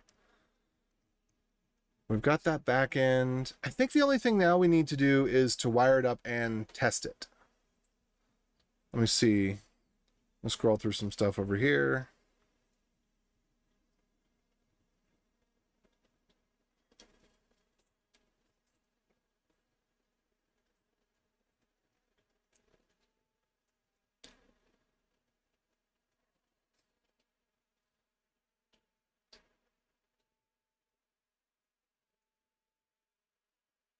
New listen config.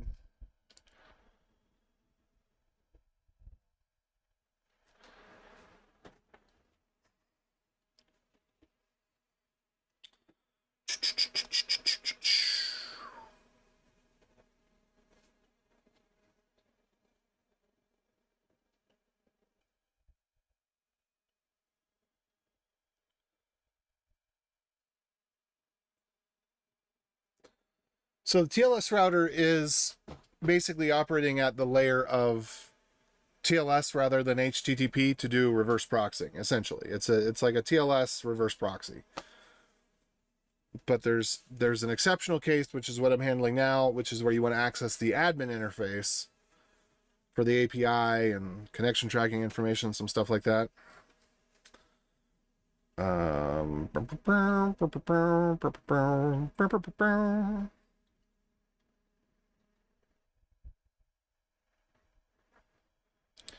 Yeah, I think we've got everything in place here now. And I'm just going to copy in some boilerplate that I got else from another project to do the actual admin mux.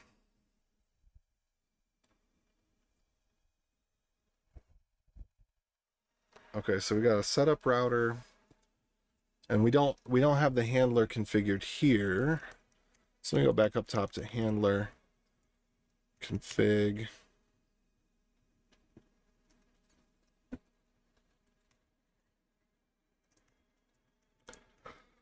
Okay, HTTP server handler, listen and proxy.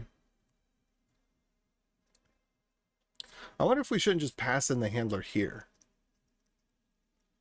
Because in general, I think let's go take a look at the HTTP mabob real quick.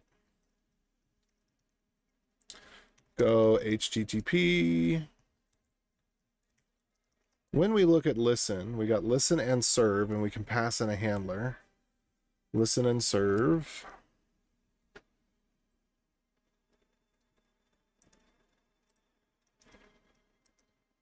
serve with a listener and a handler. Maybe we should do that.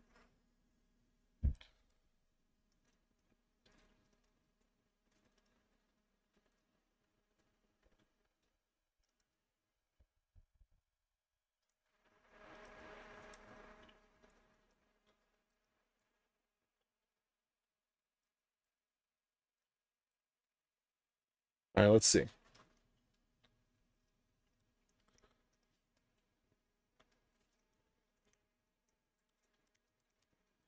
Adder string handler. Okay.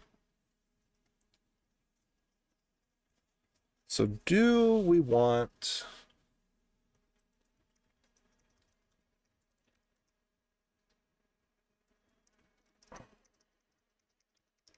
Yeah, I guess this makes sense. But how did we get the listener here? Because we have a listener config. But a listen config, hold on. Doesn't that just have a serve method?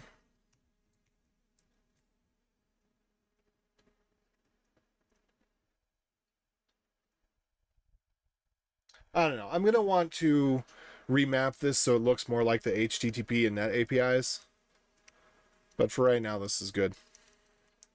We'll leave that one alone, and we'll just get our boilerplate in.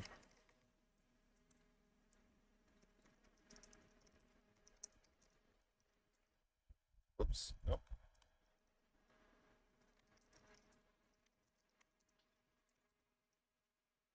Okay.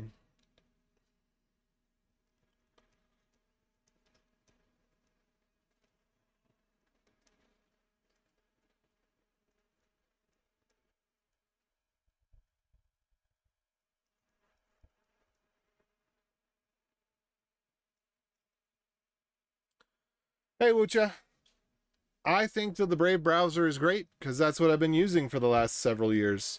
I think I stopped using Brave or stopped using Google.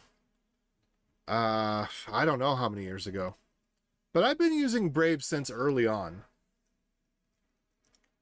Since before, like back when they were still had the bad rap for being a cryptocurrency browser. I've been using them since then. And the reason I'd been using them since then is because I'd actually talked with one of the guys that was on the team who explained to me that the cryptocurrency marketing was a little strong and that that's not really what the browser was about. And now I think it's more clear to everybody it's just a privacy-oriented browser that happens to have a cryptocurrency wallet in it. It's not a cryptocurrency browser. It's a ad-free, cloud-free browser. Okay. So where are we at here? Handler, admin, blah, blah, blah, blah, blah, blah, blah, blah, blah, blah, blah, blah, blah, blah, blah. Okay. So we just need to go into command, TLS router, main.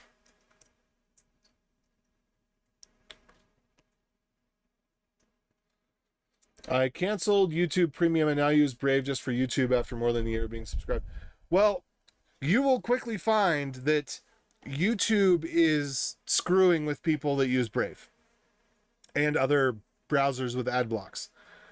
So that's actually one of the reasons I had the motivation to get this was that I was listening to too much OC Remix and they kicked me off. So I never got a notification. Well, I did eventually get a notification. I got a notification that ad-free browsing is not supported on YouTube. But they just do. My YouTube experience has been much worse in the last month or two. Much, much worse. And yeah, just stuff. Buffering, not because of bandwidth issues. YouTube just failing to load entirely. And I think it's because there's some sort of ad-free quota they'll let you have before they bring down the hammer these days. I think they've got too many people on ad-free. Why use Go? I was wondering, why did you choose it? Why not Rust, fast and safe? Okay, so Go is fast and safe. So Rust versus Go, there's not a big advantage for most use cases. Rust has too much, I forget what the polite term is for it. Uh it has too much type self-indulgence. Also, the Rust community is toxic. Not the local Rust community, but Rust organizationally, they're just a bunch of toxic a-holes. So, but that doesn't bother me that much. I'd still use the language for its own merits, but primarily Rust is just it's too much, it's too much type aggrandizement. They instead of sticking to being a simpler language, they keep on trying to be more and more like C++. They lost me when they introduced operator overloading. That's when I went to a few more Rust meetups, and then I handed off the reins to someone else, because I was actually the host of the Rust meetup here in Utah for about 2 years. But once they had added operator overloading, that's when I knew they're going off the rails. They're trying to please everybody in weird ways and stick to other values in weird ways. And also, I was starting to learn about Zig, and I think that Zig is just a much better approach. Zig is not perfectly memory safe, but rather it's hard to have memory errors in Zig other than leaks. But even that, it's hard to have because your allocator checks for when the program exits, the general purpose allocator will then basically do garbage collection. Not quite, but kind of. Like, it will go and figure out what has not been freed. It'll report what's still allocated when the program exits. And so if your program exits and there's still memory allocated, then you know you have a memory error. And then the other things, it's just not common. The way that you write Zig programs, it's not idiomatic to write in a way that leads to memory corruption. So, yeah. How come YouTube doesn't sue them? Brave? I don't know, because we still live in a free world, I guess. Yeah. Oh, also, in Go versus Rust, Go cross compiles easily. Rust does not. That's another thing that Zig does. I would like to write this in Zig, but Zig is not mature enough for me to be able to write it in Zig and not and just be able to get the work done. But once Zig is mature, I would rewrite this in Zig. I think it would be a great choice, an even better choice.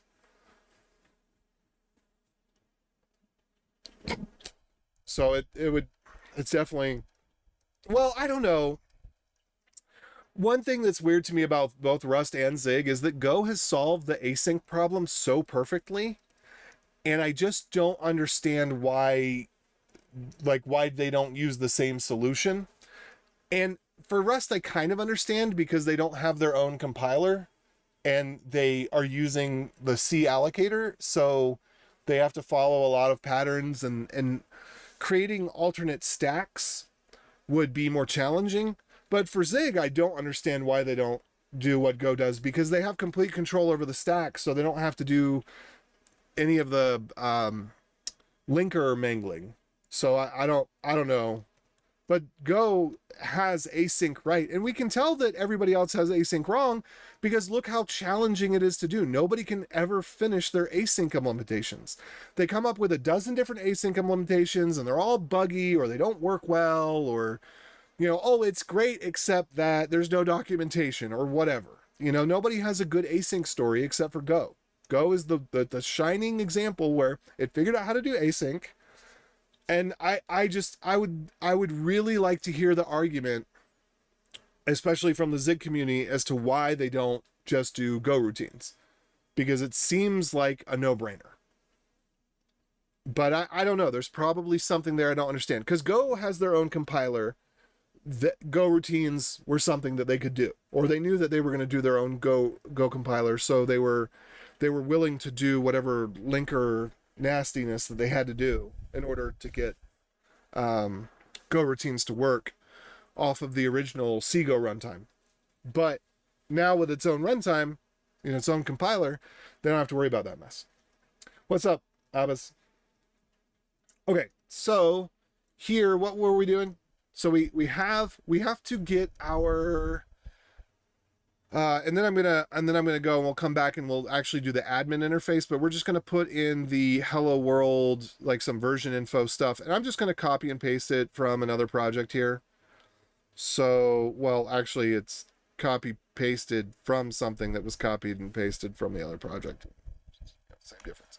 But this is just going to output some basic server information. We'll go over it in just a second. I'm just going to paste it in. Okay, so there's format duration, and I don't remember exactly why I use this format duration. Maybe I don't actually need to, because the default duration formatter is very similar to this, but I think I wanted something slightly different. I don't remember what it was. I think I wanted it to be able to format in days and not just hours or something like that. I don't remember what it was. But so we have our own format duration because the formatting's slightly different, but otherwise it's the same. Create the status handler. So we've got system uptime in seconds. We've got API uptime in seconds. So that's the server, the instance, the VPS or the container. That's the system. And then API is the API, because the API will restart. So we might see that the system's been up for 30 days, but the API was restarted 20 hours ago, something like that. Okay, then we have the version handler, and then here we're just going to put in name, version, commit, date, blah, blah, blah. So nothing interesting there. And then we just set up a bunch of handlers. Whoops. Let's get rid of that GitHub funk. And then we set up a bunch of handlers to handle version and status. And we just provide a few different ways to get there. So in case you come across it one way versus the other, you still get it. Okay. So that's that. And then we need to set this router up in, I think, at least 2 different places. Let me check.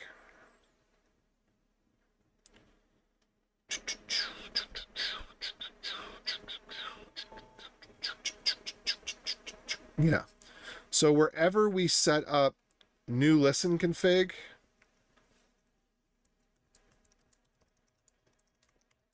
we also need to set this up, but again, with the conf, whoops. So that setup router is the one that handles the /version, blah, blah, blah, blah, blah.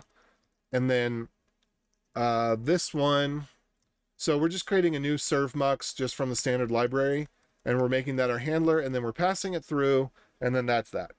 And then in the future, what we're going to add is some methods so that we can interact with the TLS router via API. And yeah, so the TLS router is going to have an internal handler, and it's going to have an external it's going to have the config that it actually does the proxying. So I may change it so that when we call, was it lc.listen and proxy, we may change this to be listen and serve, and then just pass in the handler at that time. Because that does seem like it kind of makes sense, but I don't know. It's a little bit of a different paradigm, but I wanted to be as close to the standard library as we can. And there's one other place where we need to do this, which is where the other new listen config is. So right here, I believe, if I'm not mistaken, that would be where we need to put this in. So these 2 places, I think that's it. And then with that, I believe that we actually have our, let's see, oh, whoops. Oh, and then the server start time. We need to add the server start up here. Server start equals time dot now.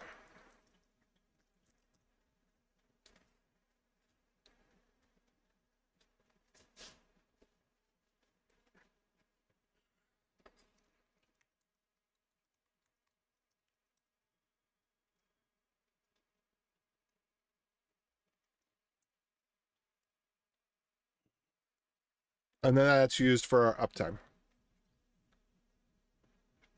Wait, server start? No, that should be API start. All right, I'm confused.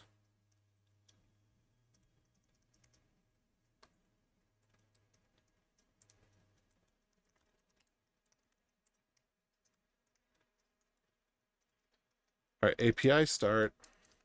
Oh, you know what? We're going to have a system start. That's right. So never mind. There's API start is an instance. Server start. Yeah, I got it. I remember now. All right, where's API start again?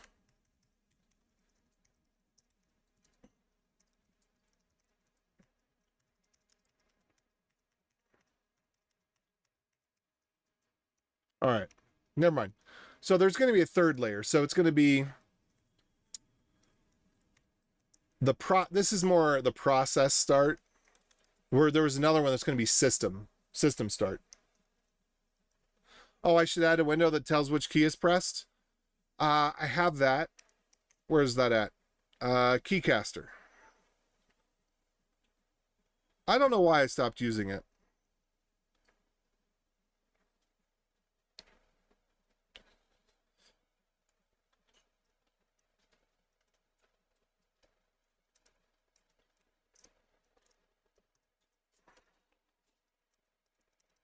All right, where is it?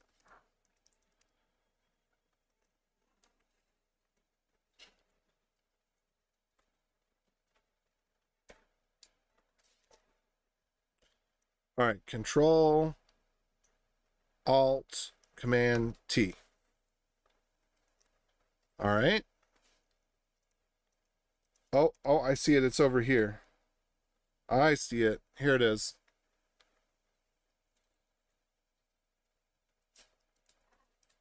There we go. So I've got it. And this is actually, I think this is the free one because I tried some of the paid ones and they just weren't that great. I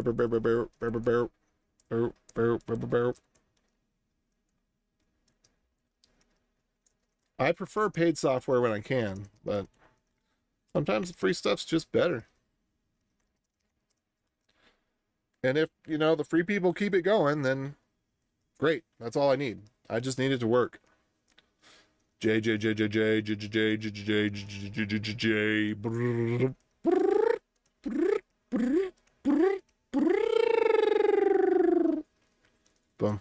Okay. Go build. All right. So that looks good. So now if we go back here and we run this again, I just got to remember to turn it off when I type passwords and stuff.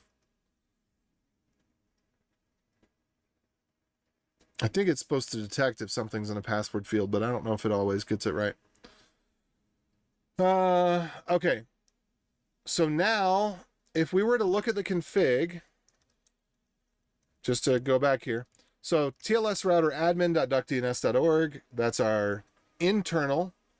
And then certmagic.duckdns.org, that goes through to port 82. So if we go back and we, let's say we just go into temp here, blah, and then create an index.html, hello, and then we just set up our Python server. There we go. Why is this so upset? Because the Python server is still running somewhere.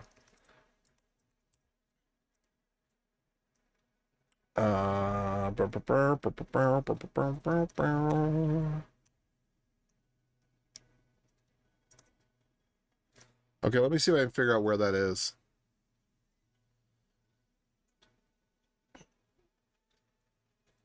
I don't see it.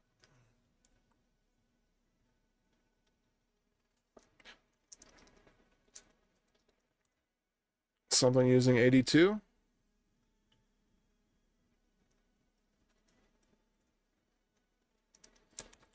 All right, what was it?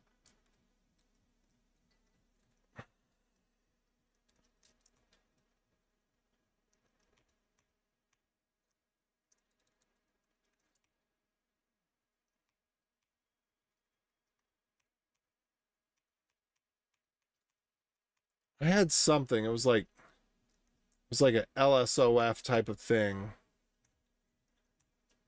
but for Mac.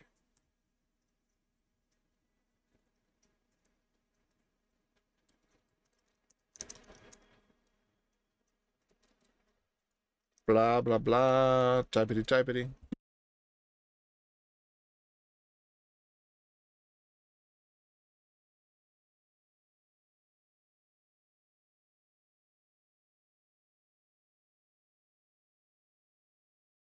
Okay.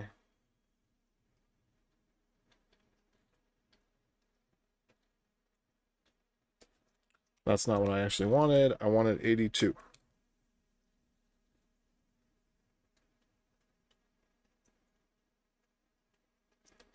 You know what? Screw it. We'll make it 83. How about them apples?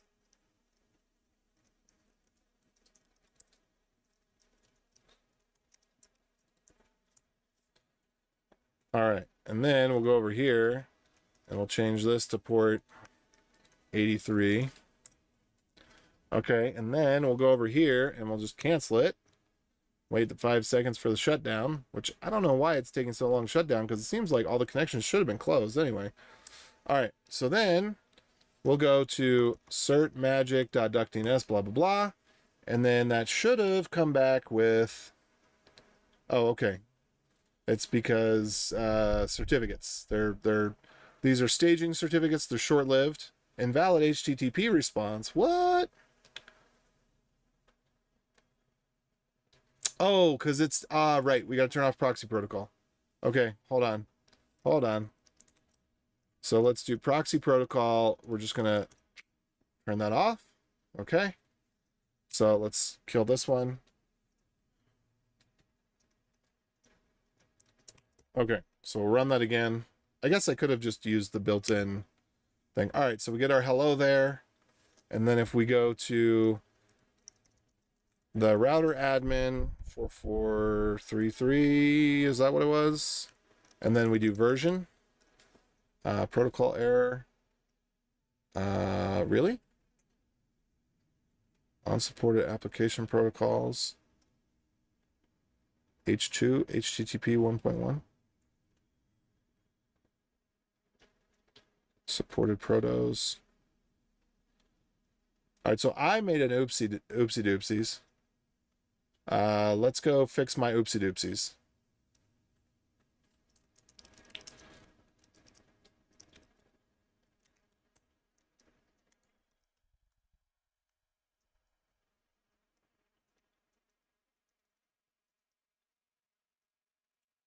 Hello, supported protos.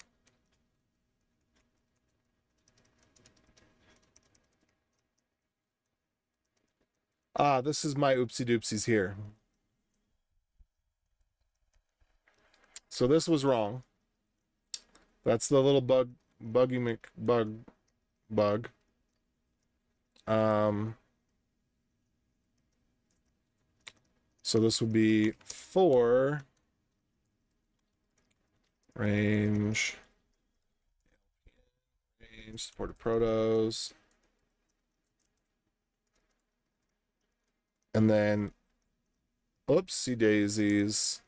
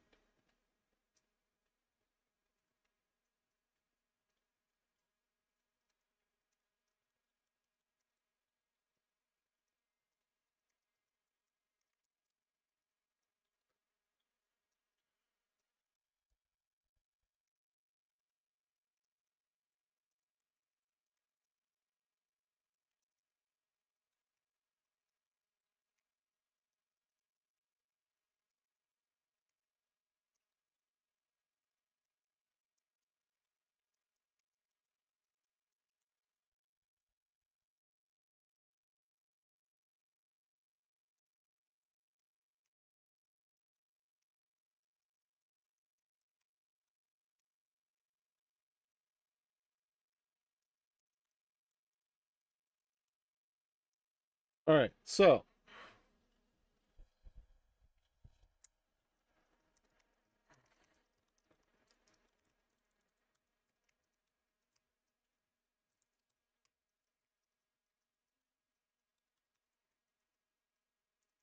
what is this upset about?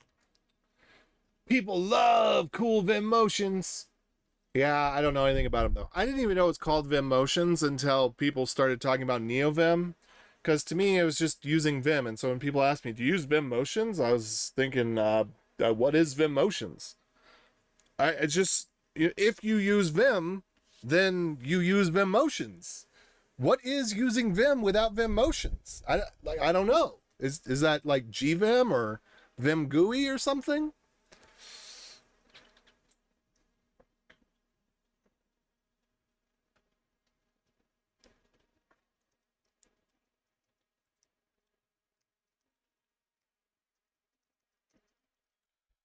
Okay, supported protos. I'm confused by this.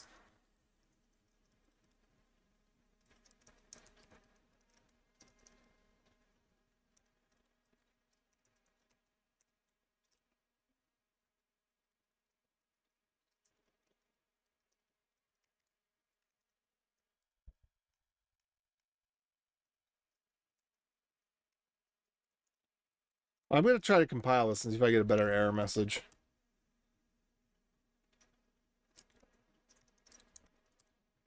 There.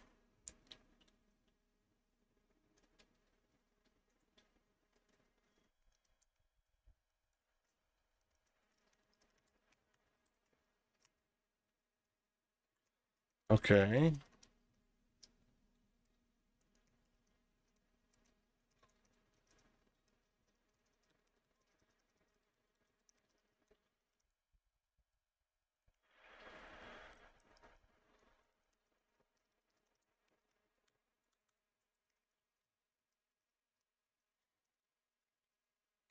Okay, client ALPN string.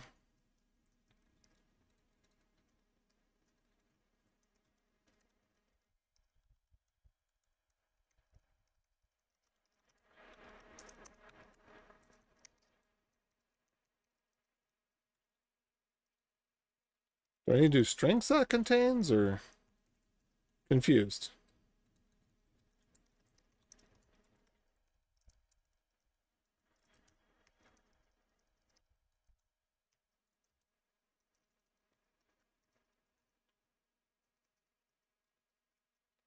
Oh.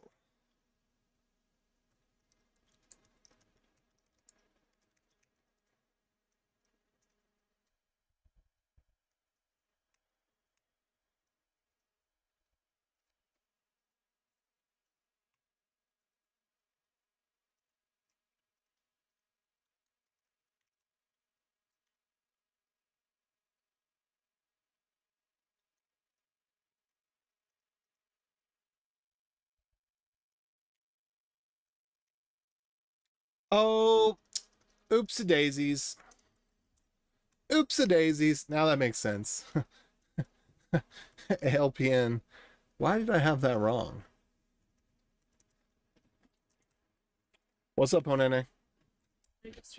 I'm almost done, yeah.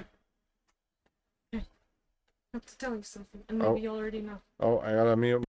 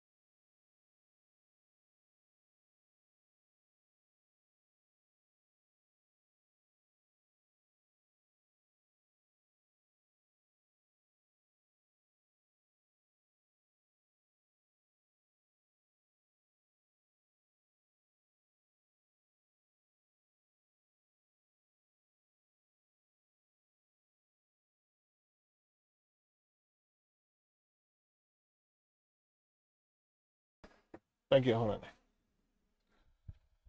Alrighty. Okay, so what was I doing here? This builds now, which is good. This Python thing is serving, which is good. So now when I go back over here and I hit into the version, I shouldn't get a protocol error. Maybe kind of sorta. Or did I? Oh, I didn't rebuild over here. So I need to restart. Stop. Bop, bop, bop. And restart. Boom. Okay. So now when we do this one, hopefully it comes back with version info and not protocol error. All right, good. So it went and got a new staging certificate, and then boom, there's the version info. So now we are ready. So and we could do instead we could do status, and then that tells us, yeah, uptime for each. All right, cool. So that's it then. So I'll go ahead and add this.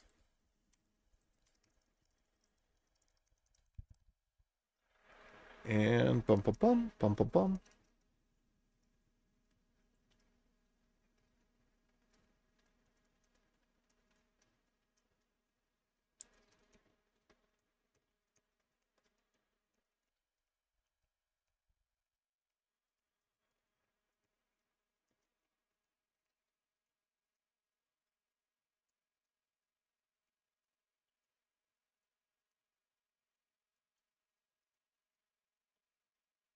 Cool.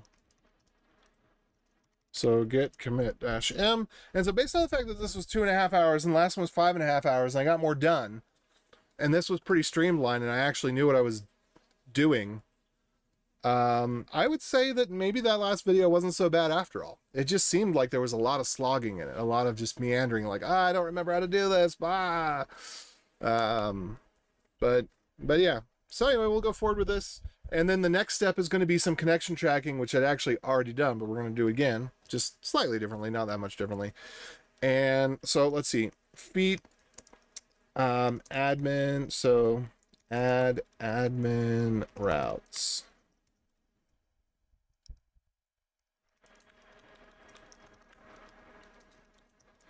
Let's see, let's do this.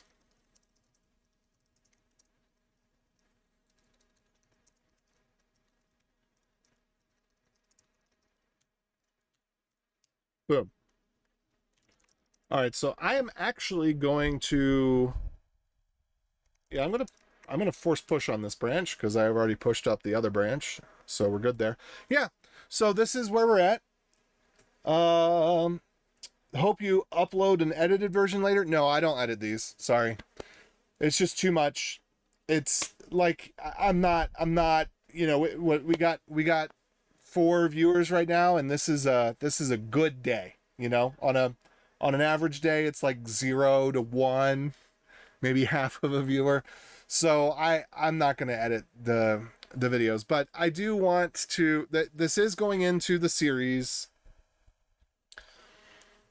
because, yeah, the purpose of doing this again was because as a whole, I think the series could be valuable. I don't know. It's really not. It's just a waste of time, but this is kind of, I mean, I do need this project, but this is also a passion project, so it's okay for me to just waste some time on it and just enjoy myself and do what I want to do.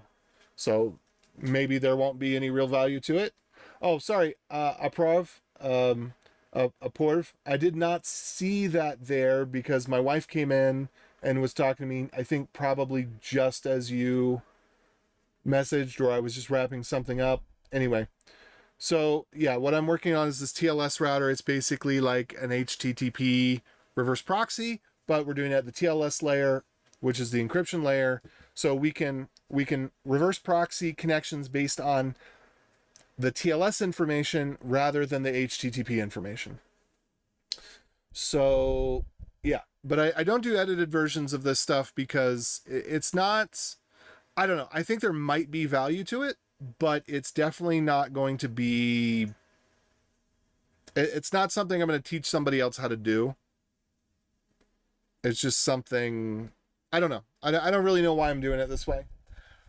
But doing, streaming and just having a little bit of conversation here and there does help me to stay motivated. It does help me to focus a little bit. But yeah, I will go ahead and post the link to the playlist here in just a second before I get off, because I've got some other work that I need to do.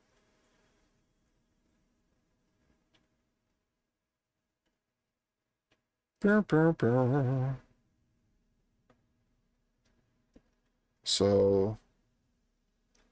let me go back here, content, live, see, get shareable link, playlists, TLS router, edit, videos, edit in YouTube. It's funny because I got to go into Studio and then I got to go back into YouTube.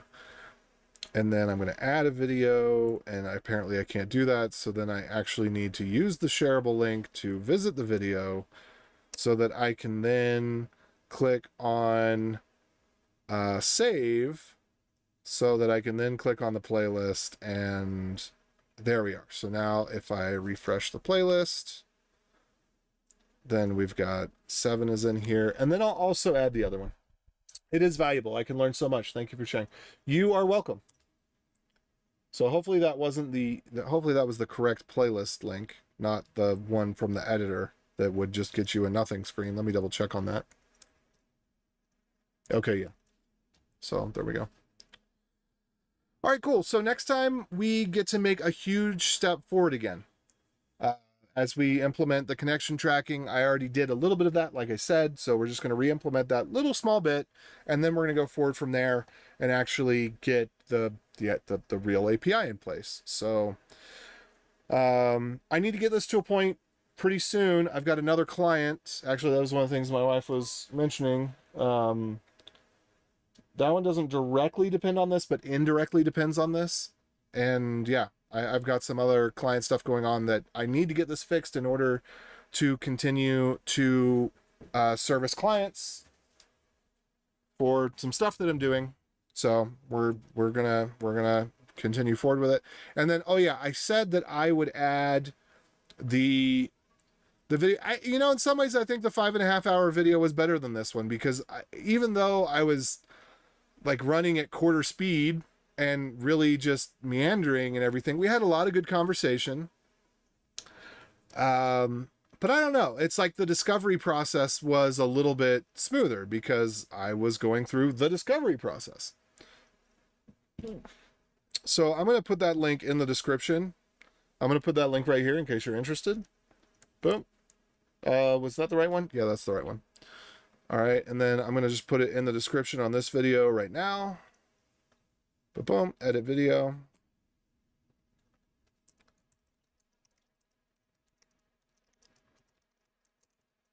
But this actually, it took a lot longer than I thought. I thought redoing this would be a lot simpler, but it took more than 2 hours. I did not think it was going to take more than 2 hours, but it's okay. There's no criteria. It doesn't have to do anything or be anything. It simply is what it is. And that's all it needs to be.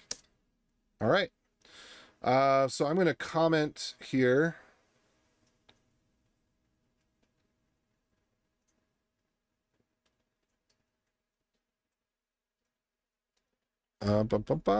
Where, oh, I guess I don't get comments. Comments aren't enabled until the stream ends. All right, well, I'm going to go. I've got some client work to do. So I just wanted to get in a better place with this. I don't know. I just wanted a little bit more cohesive video for the work that was done last time, because it was just too meandering and too crazy. And yeah, we got that, so I'm happy about it. Y'all have a good one. I'll catch you later. And boom, boom, boom. I'm out. Adios.